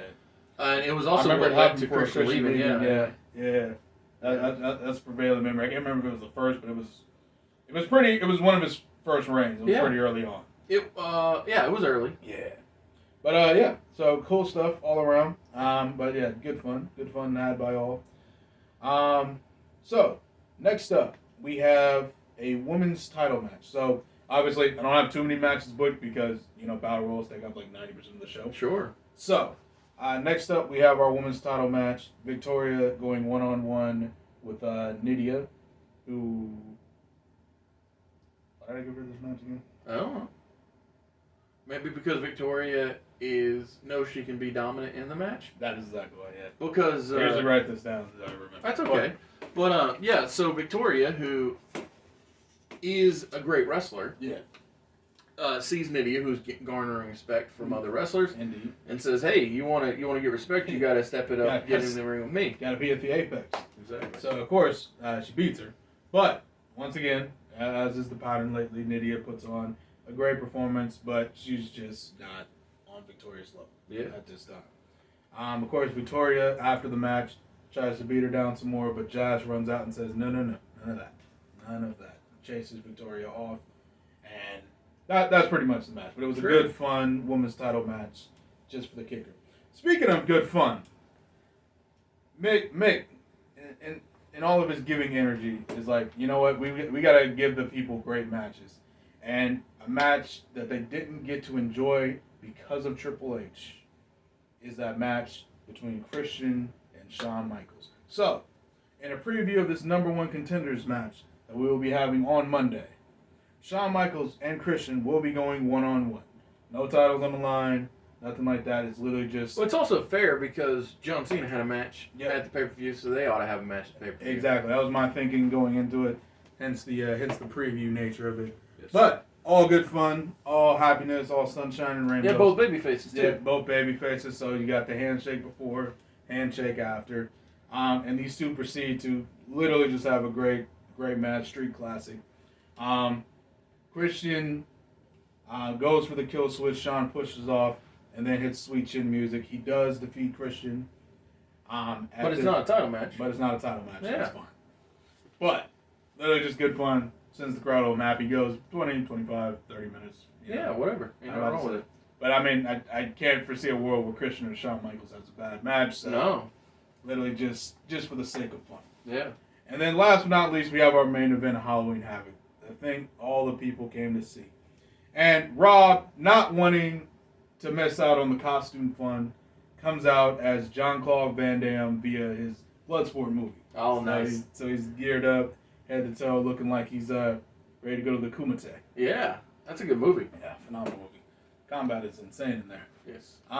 But yeah. I feel like there's a small Braun Strowman in that, like a young small. Yeah, Braun Strowman. okay, I know the guy you're talking about. Yeah. But yeah, he does. Because I rewatched the movie recently just because. Because back when Braun had hair. Yeah, is what I'm like meaning, he had that like push. Oh man, yeah. Yeah. Yeah, my first thought was, is Braun in this movie? How old? I really had to check and see how old he was too, just to be sure. Maybe he's his older brother. Yeah, maybe that. Not bigger, but younger. Yeah, definitely older brother. Definitely older. Yeah. Phenomenal. But yeah, just good fun. So Rob partying out with the fans, real excited. Got his costume on, and then of course Brock Lesnar, the complete antithesis. Of course. Serious. Yeah, no fun. No fun. Literally just here to handle business and leave. Comes up with. So Paul taps him at the ramp and says, "Listen, I can't watch you do this. I'm gonna head to the back." I like that. Yeah, that's good. So I want to say this is Brock's first match without Paul ringside, I believe so. and it shows because Rob kind of not like dominates, but it's like 65. He's got the experience. Yeah, he's got a huge experience in his own Brock. Yeah. And takes full advantage of. He's good at like using his space. Obviously, he has probably the most intelligent feet in the business, so he's good at keeping the space, kicking Brock where needed, going for the quick near falls. And yeah, it's a nice back and forth match. I'm pretty sure we've had a few Brock versus Rob matches, so I can think of at least one. I'm sure there's probably more than one, Yeah. but I can think of at least one. yeah, And the fact is, the one I can think of, I enjoyed. So yeah. I'm about to say. I'm sure there were more than one, and they're great wrestlers. So. Yep. But yeah, so very similar to Raw, Van Dam nails a wheel kick, goes up top, looking for the 5-star frog splash. Brock catches him when he lands, so it's literally like it's really hard to describe this timing, but like Brock is still laying on the ground and just how Rob lands and then bounces in the air and rolls off. Yep. Yeah, Brock catches him like as soon as he makes contact, Okay. which somehow wrestling logic negates the impact. I trust them. Yeah. Brock then does the John Cena rolling backwards thing, stands up with Rob, throws him on his shoulders, nails an F5, 1, 2, 3. I just figured it'd be a fun spot. Yeah, So, no, ain't nothing wrong with it. Yeah. But so Brock retains the undisputed title because he retains the undisputed title. It's not Rob's time yet. Yes. But yeah, that But we is do how know we his have it. time will come. Yes. We all do. Very, very much so. Great guy. Luckily, we do not change that storyline, so it, Yeah. I've literally moved things in the time just to get back to that. yeah. So I'm like, it's too good not to keep. Indeed. But yeah, that is Halloween Havoc, 2002. Man, so it's a lot. It's a big mouthful to go from pay per view to a show or from a show to a pay per view. Yeah. I'm gonna be doing the same thing because after SmackDown we go straight to Rebellion. So yeah. you're doing the opposite. You're going from Halloween Havoc to Raw. Yeah. And that's just how the days break down. So I mean, Absolutely. it is what it is. Well, and the funny thing is, I believe we only have one more UK exclusive show. I think so. Yeah. Which is good. Is it Insurrection? Do I remember that right? It was, but I book it differently. Oh, okay, great, cool. Spoiler, I'll tell you, it don't matter. If you're watching, we're glad you're here. And before you get to Raw, like I said, the next and final UK exclusive show is King of the Ring 2003. So I was breaking down the calendar when I was reshuffling the deck, and I said, dang it, I missed King of the Ring 2003, because there wasn't one in real life. Yeah. 2002 was the end of the pay-per-view format. Right. I said, but I don't want it to be the end in 2002. So what I did was I booked the final UK exclusive pay-per-view to be King of the Ring.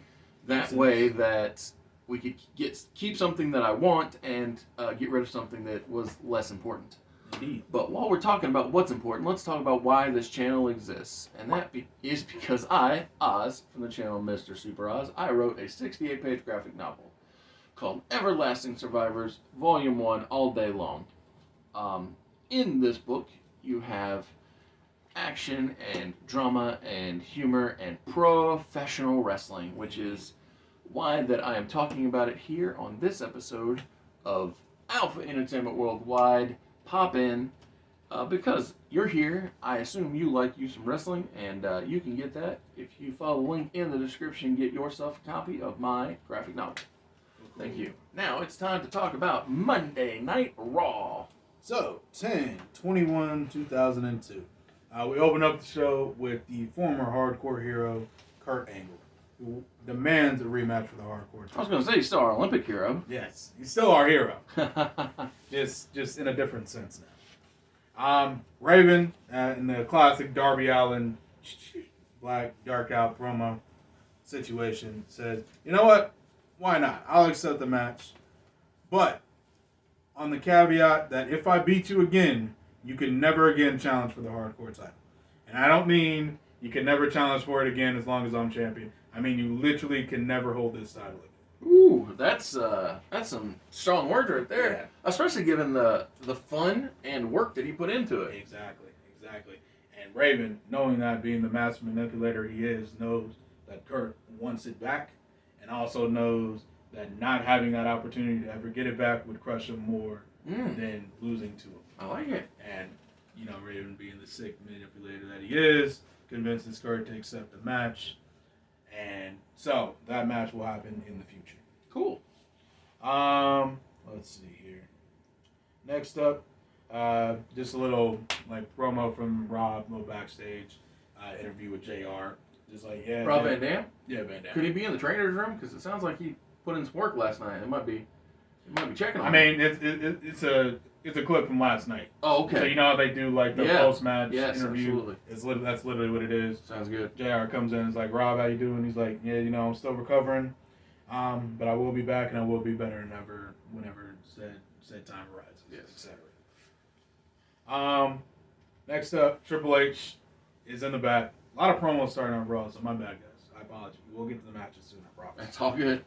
You gotta talk him into the seats. You gotta talk him into the seats. Triple H complains to Mick about not putting him in the number one contenders match. And Mick tells him, listen, I gave you 2 opportunities and you blew them both. I don't know what you want me to say. So, listen, if you really wanted to be in the match, you would have won. That's all I'm saying. That's all I'm saying. You can't be mad at me. He's like, you know what? Mick? This isn't over. Triple H storms off like a petulant child. Back in the ring, Kurt's still in the ring, demands a match right now with anyone in Hardcore Vice. So out comes Dreamer with Steven Richards. Raven not there, still recovering from steel cage match. Well, and being intelligent. Yeah, I was about to say, why waste your time and energy on a match you don't have to wrestle? Yes.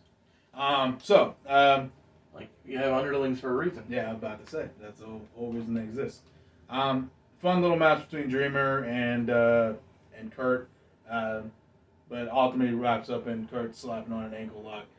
Extra aggressive, extra angry due to not being the hardcore champion anymore. So Dreamer, of course, before he loses his ankle, decides to go ahead and just tap on out, live to fight another day. Let's see. Next up, we have Jazz coming out saying, listen, you've been picking on, no offense to your past competition, but they're not on my level. They're not me. Yeah. So how about this? How about in 2 weeks, you stop running from me, and me and you handle some business.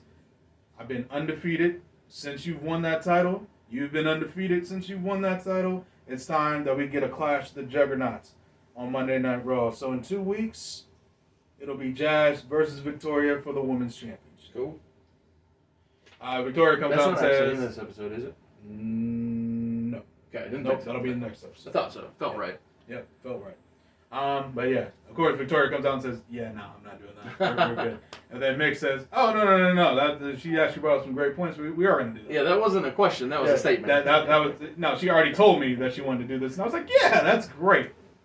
So that'll be happening. And then since Mickey is already out, he goes ahead and walks on down the ring because we got a contract signing. So Mick says this will be the contract signing to make officially number one contendership match. That'll be happening on, next week's Raw. So, Mick obviously welcomes Shawn Michaels, Christian, and a John Cena who is debuting his Doctor of Thugonomics gimmick. Yes. Yes, so we're officially on the word life, I love it. basic I'm a Thugonomics. big fan. And John christens this new development by showing his new tweenerish side. Not fully heel, not fully babyface. Yeah. And the first thing he does is diss both Shawn Michaels and Christian. Of course. In a rap. Yeah. Because that's classic Cena. You got it in you? Nah, not on this one. Okay. Don't worry. That's cool. That's cool. I was about to say. Yeah, I will spit a bar or two. I would not have had it myself, so Yeah. I just thought I'd ask. I was about to say, yeah. I was thinking, I'm just gonna save the actual routes for like main event. That's cool. Like, that's cool. Ain't nothing wrong with So it. if he's going for like a world title, I'll come up with a route. Because he was very creative. Yeah. No knock. I like Max Caster, Indeed. but I feel like Max Caster is not as creative as John Cena was. Yeah. I feel like the thing with Max though is like he has to be really, really, really careful since he got in trouble that one time. Sure. Yeah. Again, I'm not trying to be mean to him. I Yeah. just think that. It also helps that It's Cena did it more first. Yeah, exactly. It does help. Yeah. Yeah. Yeah. So like, but yeah, I agree. They're very different in their approach, and I do think it comes down to because if like, so I follow Max Caster's like YouTube channel. Sure. I didn't know he had one. Yeah, he did. It's called Shook Crew. Okay. If you want to go check it out. But and in there he has like all kinds of music videos, and usually whenever he has like something going on in AEW, is when he like drops like a rap video and a diss track. Sometimes it makes it on TV, sometimes it just doesn't. Yeah, I saw one with, or not with, but about Jeff Jarrett. Yeah, that was probably the last one that was on TV, So. and that was funny. Yeah. But yeah, so like I feel like he's more creative on there because he can just say and Of do course, whatever yeah. he wants. It's not the same. Yeah, it's not as limiting as being on live national television Yeah. and TBS saying no, we don't want that. Yes. But yeah, so after seeing. But I like that he debuted. Yes. In this character. That's Exactly. good. Exactly. Yeah, to me, it's one of his best characters. Yeah. This is saying that as And- I grew up with Fruity Pebbles, John. And the funny thing is that he's a million miles away from it now. Mm-hmm.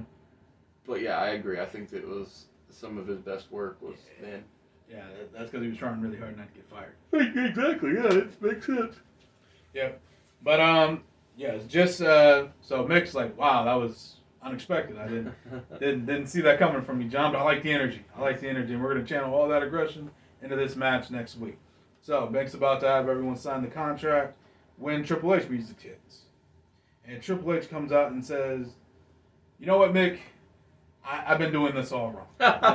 This is my fault for trying to do things the right way. I was trying to give you an opportunity to do the right thing. But since you don't want to do the right thing, I went ahead and went over your head." Woo! Yes, exactly. Out comes Ric Flair Yep. and Rick coming out with new pieces of paper, Yes. new contracts. I bet this one has Triple H's name on it. It sure does. How'd you know, Waz?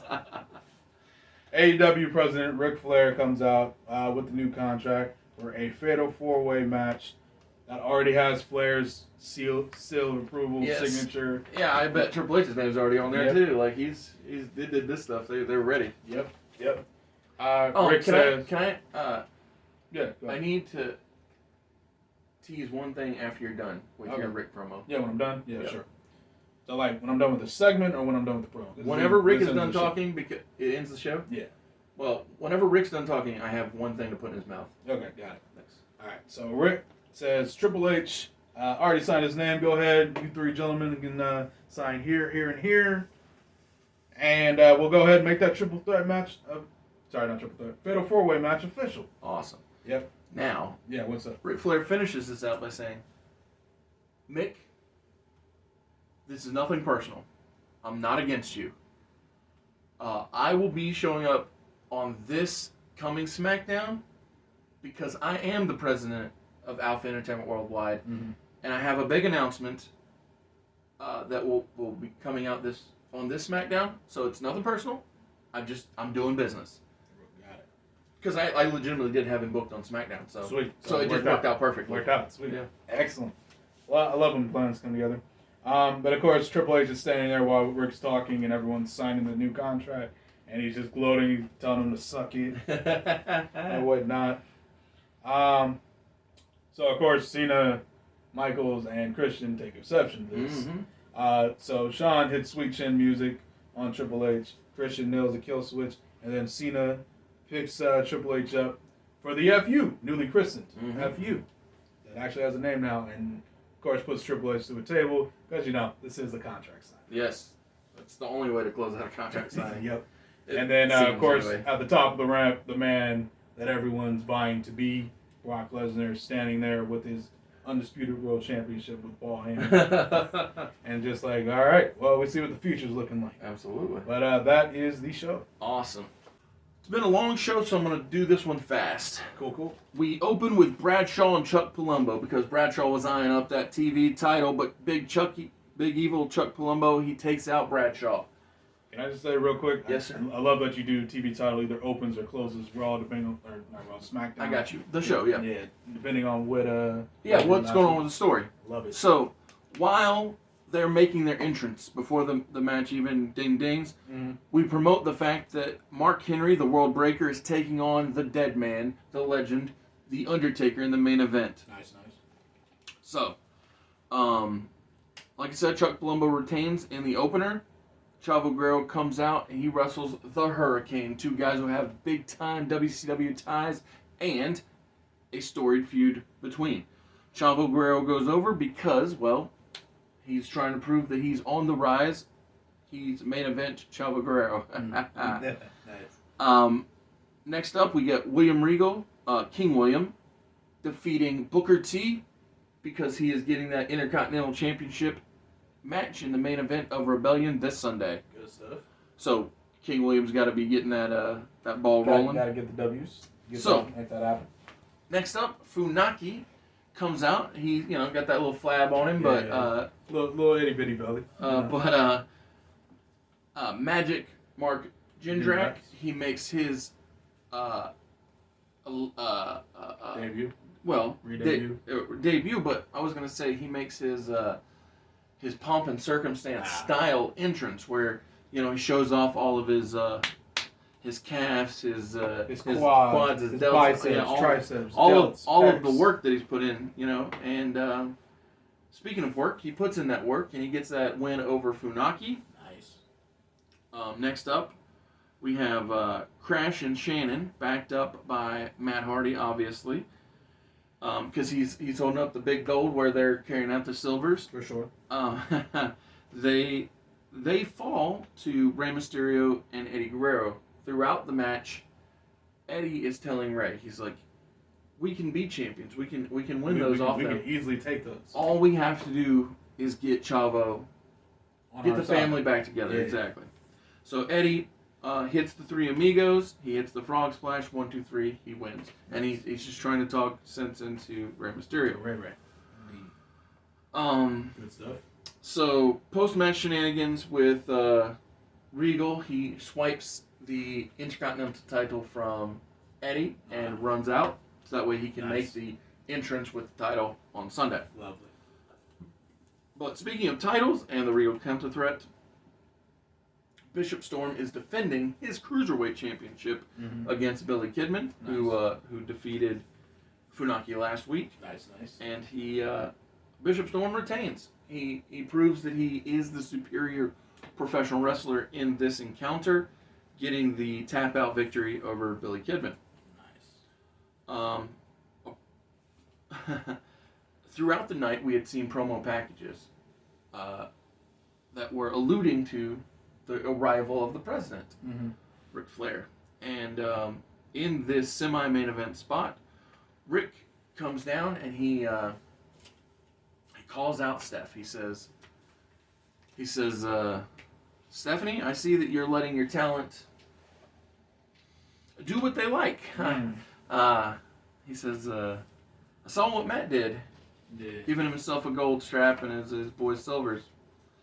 He said, it's almost like you've uncaged your talents. No, letting the inmates run the asylum. Yeah, letting the inmates run the asylum. But it's okay. It's okay because I have this idea. I have this vision where exactly. I'm going to give you and Mick both the opportunity to pick a couple of guys, and then I'm gonna lock them in a new hellish structure at Survivor Series. He's like, but don't worry, you've got time. You've got time to figure this out. You got time to figure it out. Just think it over. But take your time. But what you need to do is you have to think about who can stand this war chamber that is to come.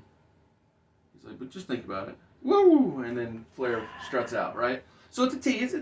Indeed. You know, it's only the 24th of October, but we're teasing Survivor Series coming on the next episode and the debut of the Elimination Chamber, but which has not yet been dubbed that yet. Chamber. Because again, we're just sprinkling the bits down. It's just the seeds.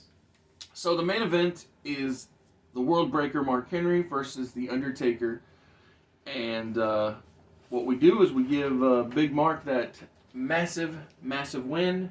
Cool. Because I love which Mark?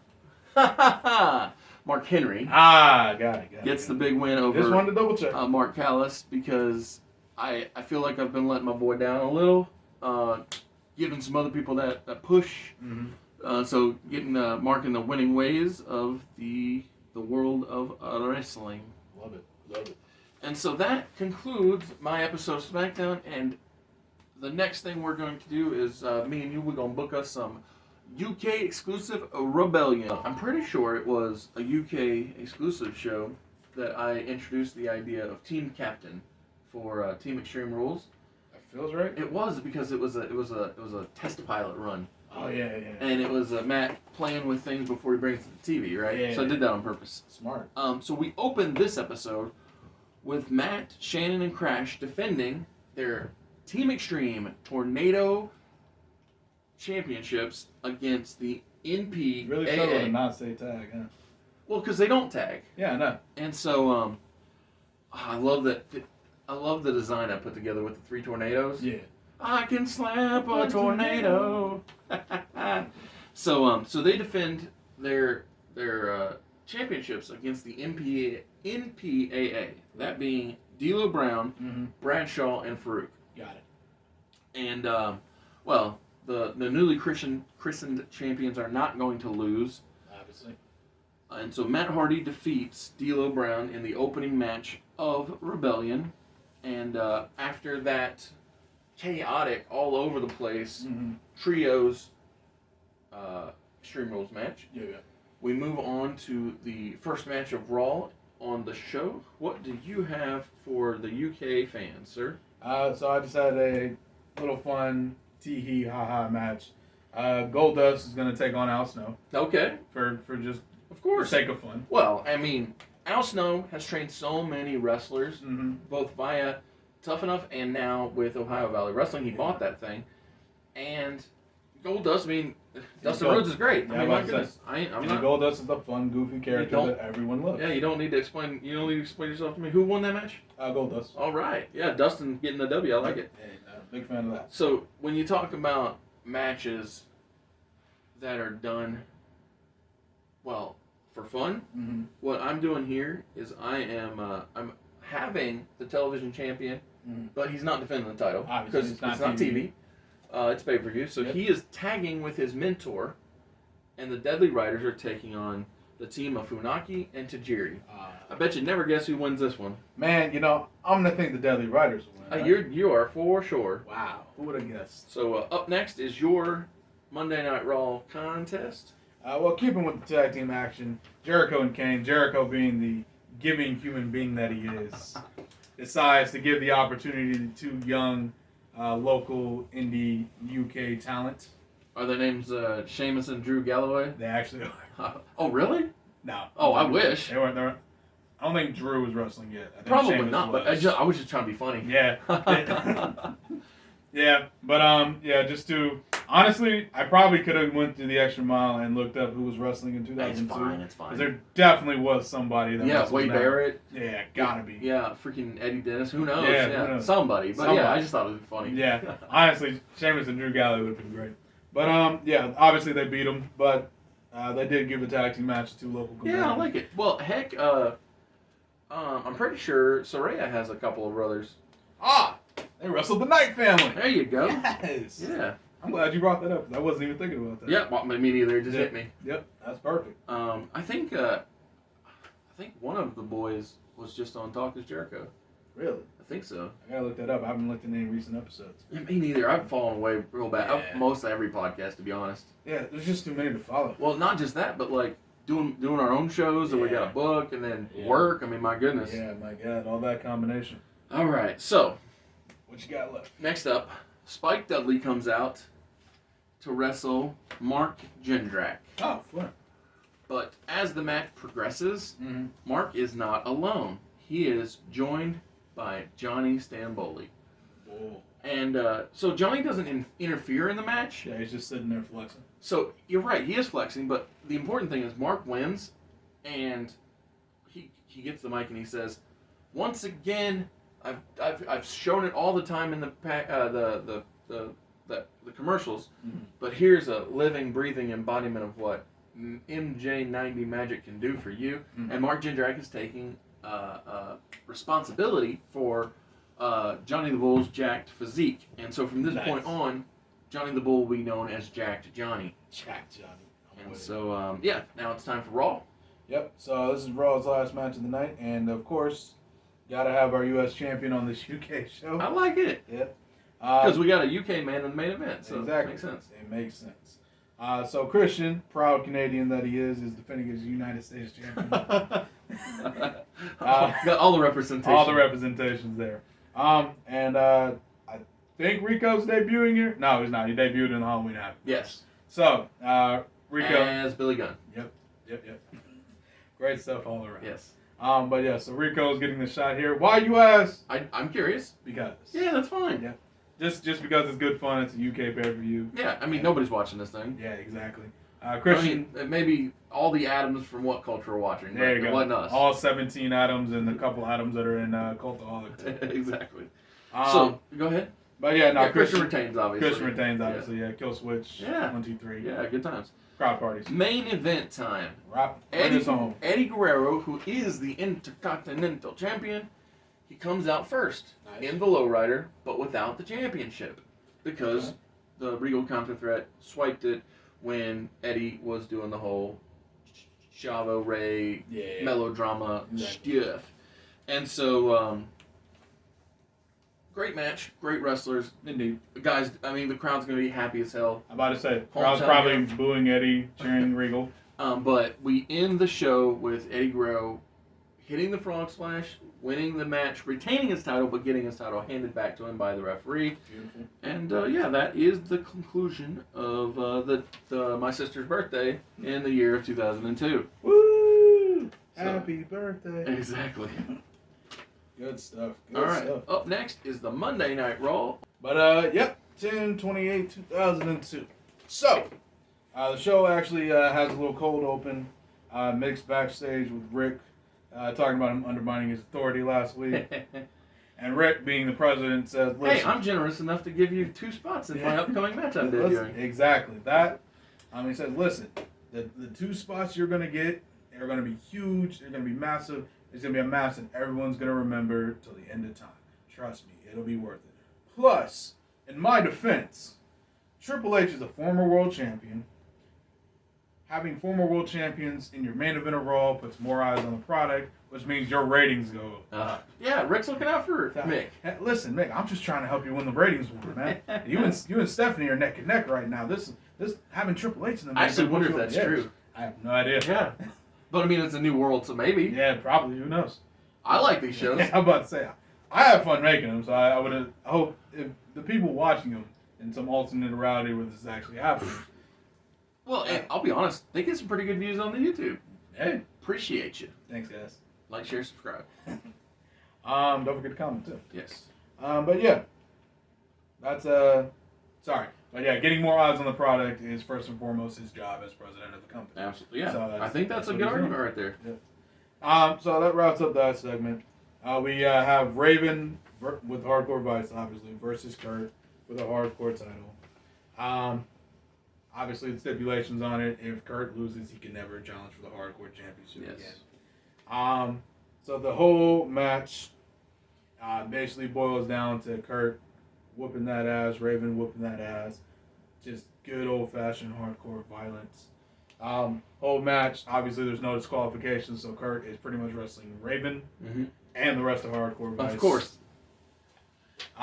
With Stacy backing him up best she can by passing him weapons, etc. And pretty much the match is good fun, it's good chaos, it's good excitement, but at the end of the day, Raven's just won the Hardcore title.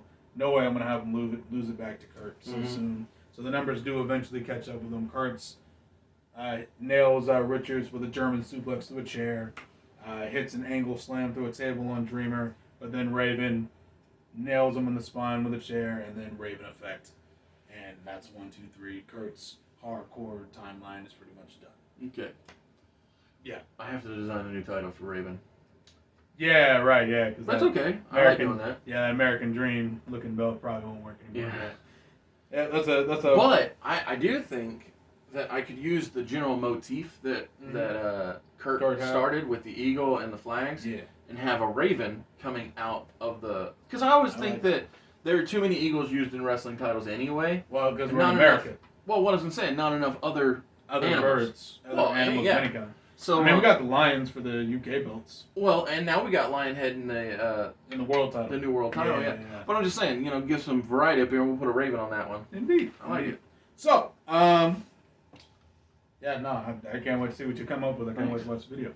But something I did forget to mention. So apparently, you know how we talked about how Stazak was gone already? Oh yeah. Yeah. So apparently DDP was gone like 6 months ago. Oh. And I didn't realize that. Well, he wasn't wrestling, so we'll use that as an aside. So I let it slide. So we're just going to go ahead and wrap it up. Say DDP's gone, Stasiak's gone, and Billy Gunn is by his lonesome now. Okay. So. True.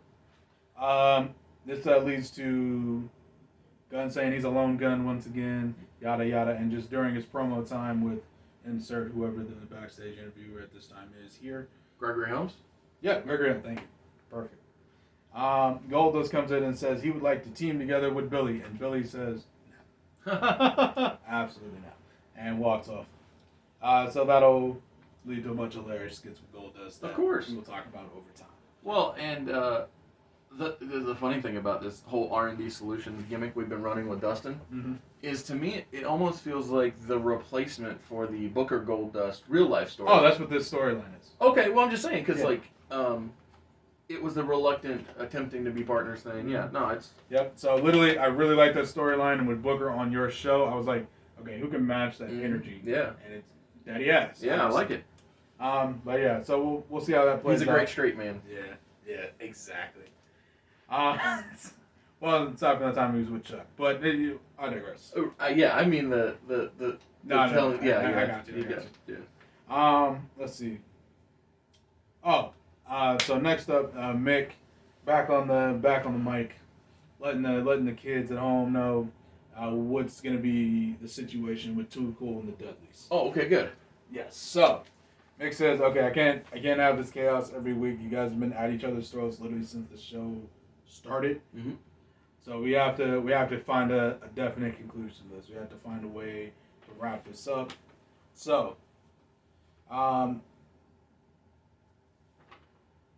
Can't remember when I actually scheduled this match for. So give me a second while I look that up. Survivor Series. Yeah. I don't know. I'm Might just have. guessing. If not, I would. Yeah. That way you can tease it for the next, 3 weeks? Probably. Something like that. It's somewhere on here, man. I'll find it. Survivor Series. I think I had this for the show after Survivor Series. Nope, that's a lie. Looking for Survivor Series. Yeah, it is on Survivor Series. Yeah! Nope. All right. Cool. I don't know why I didn't put it on there. But yeah. Cool. So, yeah, it'll be for Survivor Series. Yeah! But it'll be Falls Count Anywhere with the losing team having to disband. Yeah! So. It's okay. Yeah. I understand wrestling. Yeah. I was just glad you didn't force it on him. Yeah. No. You gotta earn that. You gotta earn just... No, I'm just gonna split you up just because. Yeah. Nah. But, Yeah, you're not Vince McMahon. Facts. But, yeah, so... Too Cool versus Dudley at Survivor Series. Losing team having to disband. This is a mixed way of getting order and also my way to introduce a new team that will be very, very necessary in the future. Yes. So, Yeah. and with all that said, it's time for the main event. Is that 4-way, right? Yep, that 4-way. Yeah. Triple H versus Christian versus HBK And the Doctor. versus the Doctor of Thugonomics, John Cena. I like it. Yeah, those are all top guys right there. Yes. Great stuff all around. So, basically, Shawn, Cena, and Christian all treat Triple H like he's Logan Paul. Yeah, okay, I like that. And basically, the entire match is just them throwing Triple H out of the ring and then fighting each other. So, actually, how I started this match was 4 men in the middle of the ring. Shawn and Triple H is trying to, like, coach Shawn, like, DX, man. Yeah. DX. But he fooled him with that recently, so Yeah. it's like, Yep. it's like, man, dude, SummerSlam was just like 2 months ago. I'm about to say, not even that long ago. But Shawn's like, you know what, man? That's a great idea. We could take out these two jabroni scrubs. Right. And then Triple H's like, yeah, we got you. Super kick. Of course. And then Triple H, of course, rolls out of the ring. It's very similar to that triple threat that Cena, Triple H, and Shawn Michaels had at one of those pay-per-views. So you said DX and Cena, right? Yeah. That's a Survivor Series. Was that a Survivor Series? Yeah. So Undertaker wrestled Jericho at the same show. Oh, yeah. Right. Okay, I do remember that. But what I was gonna say is, I don't know when John Cena introduces this gimmick. You Can't See Me at like 05. Okay. Well, then he probably don't do it here, No. but he could still drop a fist on The Five Knuckle Shuffle. he could still drop a fist on Triple H when he's down on the mat. Is all I was thinking. Yeah. I'm with it. Because I mean the classic fist drop. I mean the first person comes to my mind is Ted DiBiase, but number 2, John Jerry Cena.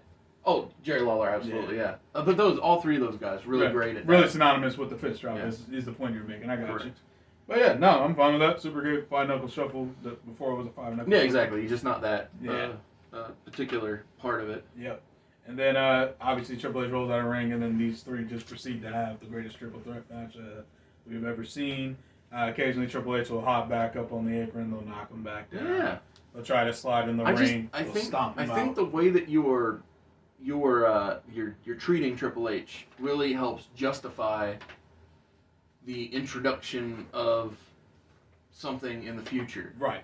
Which is interesting that it's evolution. Everybody knows it's Yeah, evolution. evolution, yeah. Like, I'm about to say, I was just going to say because Yeah. there's no reason to hide it. there's no reason to hide it. Everybody knows evolution. But I just find it intriguing that you're actually making the villain seem believable. Yeah. Which is good. I think that's a good motivation, especially with Well, I'm about to say, the best villains are always the ones that have logical reasoning for being villains. Like, because I'll be honest with you, I don't remember how evolution forms in real life. I'm pretty sure they all just out of showed up. nowhere. Yeah. And while Triple H is good promo and made it make sense, Right. it didn't have the same gravity that you're Yeah. giving it. Right. And so I like that. I like that a lot. Yep. But, yeah. So, pretty back and forth insanity. But to wrap it all up, put a nice bow on it because it's been a long-ass video. Shawn super kicks Christian out of the ring. Cena takes advantage, takes him up for the FU, throws him And then as soon as Cena goes for the pin, Triple H slides in with a sledgehammer and puts it right under Cena's chin. Okay. And then pins Shawn for the 1, 2, 3. Oh, that's fun. I like that. Yes. I didn't see him winning, but I probably should have. Yeah. So I like it a lot. Thank you. I think that's a great strong way to finish out your Raw. Yeah, especially since sorry, You're good. but since Triple H is now the number 1 contender at Survivor Series, which will make the Flair announcement funnier. Yes. So Bring us on, Maz. What's happening on? Halloween. Oh yeah, right. Yeah. So It's actually on the 30th, 31st. 31st. Yes. So Phenomenal. originally I had a lot of haha stuff Yeah. booked, but because I on the fly gave you literally every piece of the haha for Halloween Havoc. Yeah. It's bad. now no, that's good. It's good. It's now a much more straight-laced, straightforward show. The only haha that is booked is a Tori Wilson, Queen Terry. I thought I had another woman, but I guess not because we traded Nydia. I was about to say, I think I have all your women now. So it's announced that there will be a Halloween costume contest. Okay. At the start of the show, but they don't announce the participants on the promo. Just that there'll be a Halloween costume contest later on tonight. So the show opens with Stephanie McMahon. She says, last week, Ric Flair made a monumental, groundbreaking announcement. Yeah. But Rick, in his excitement, he didn't get it all out. And so I, tonight, would like to let you, the audience, know that at Survivor Series, there is a new concept being introduced. Mm-hmm. It's going to have, like, 2 miles of chains and all this, all the damn package you hear all I'm the about time. to say the Elimination Chamber package you hear every time. Every time they do it. So she lays it all out. How many pods, how many chains, and she says that Brock Lesnar will be defending against 5 other men. Yeah. So It's it. so I get to pick 2. Mm-hmm. Mick gets to pick 2, and the 5th and final man is out of our hands. It is in the hands of the wrestlers themselves. I mean the 6th and final one. That's well, I meant the 5th and final challenger. Oh, okay. So Brock is defending. All right, I'll follow. Yeah, and so anyway, the point is, over the next few weeks, it will be imperative that everybody, Be on there again. yes, be on their A game, do their best work because, all eyes are on the in-ring action. And if you don't mind, since I'm going to go to put some more words in Flair's mouth, Oh, okay. since we just had the number 1 contenders match, Yeah. the first challenger will be Triple H in this Elimination Chamber match since he just won Okay. the number 1 contendership on Raw last If you say night, so. a couple weeks ago, whatever. Yeah, a few days ago. Yeah. Just save some time. I mean, we already know he's going to be in there. Fine with me. Yeah, exactly. We do. Yeah. Oh, heck, it doesn't have to be Rick. Stephanie's married to the man. She can Oh, yeah, say, yeah. Stephanie can say it. Stephanie can say that, as you saw on Raw, my husband, Hunter Somebly Triple H, won a number 1 contenders match, and he has opted to be in the match. Yes. So in Survivor Series. So Which is smart because, he doesn't know what the match is yet, so he doesn't know it's not smart. right. But B, he does want to jump through hoops to get into the match later. Exactly, yeah. So, Easy peasy. lemon squeeze. Okay, so now that the announcement stuff is out of the way, Yep. we have Matt and Shannon versus accompanied by Crash Nice. taking on Jeff Hardy and the Hurricane. Cool. Hurricane defeats Shannon. I had kind of, but this is the last episode. We're gonna mail this thing in. So,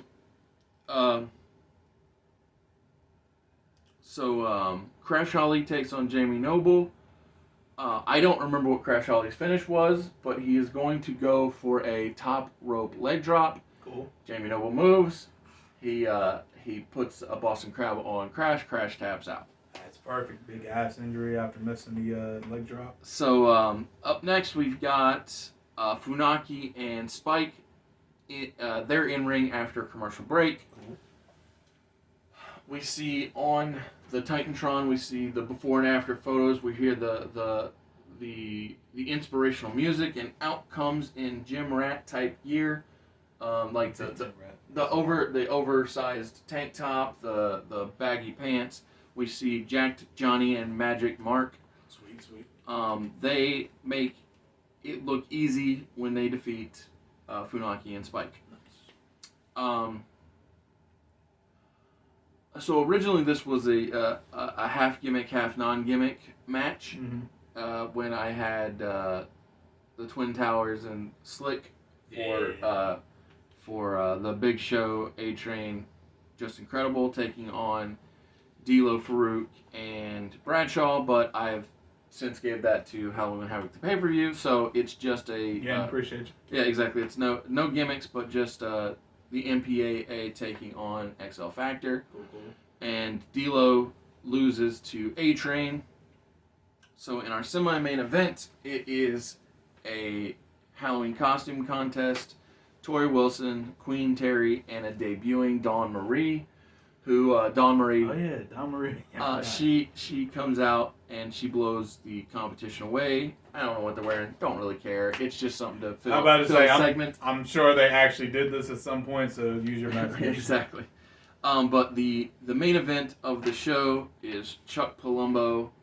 He is defending his television title against main event Chavo Guerrero, who is here to prove that it wasn't for nothing, that Eddie chose the wrong familia, that he can be the TV champion.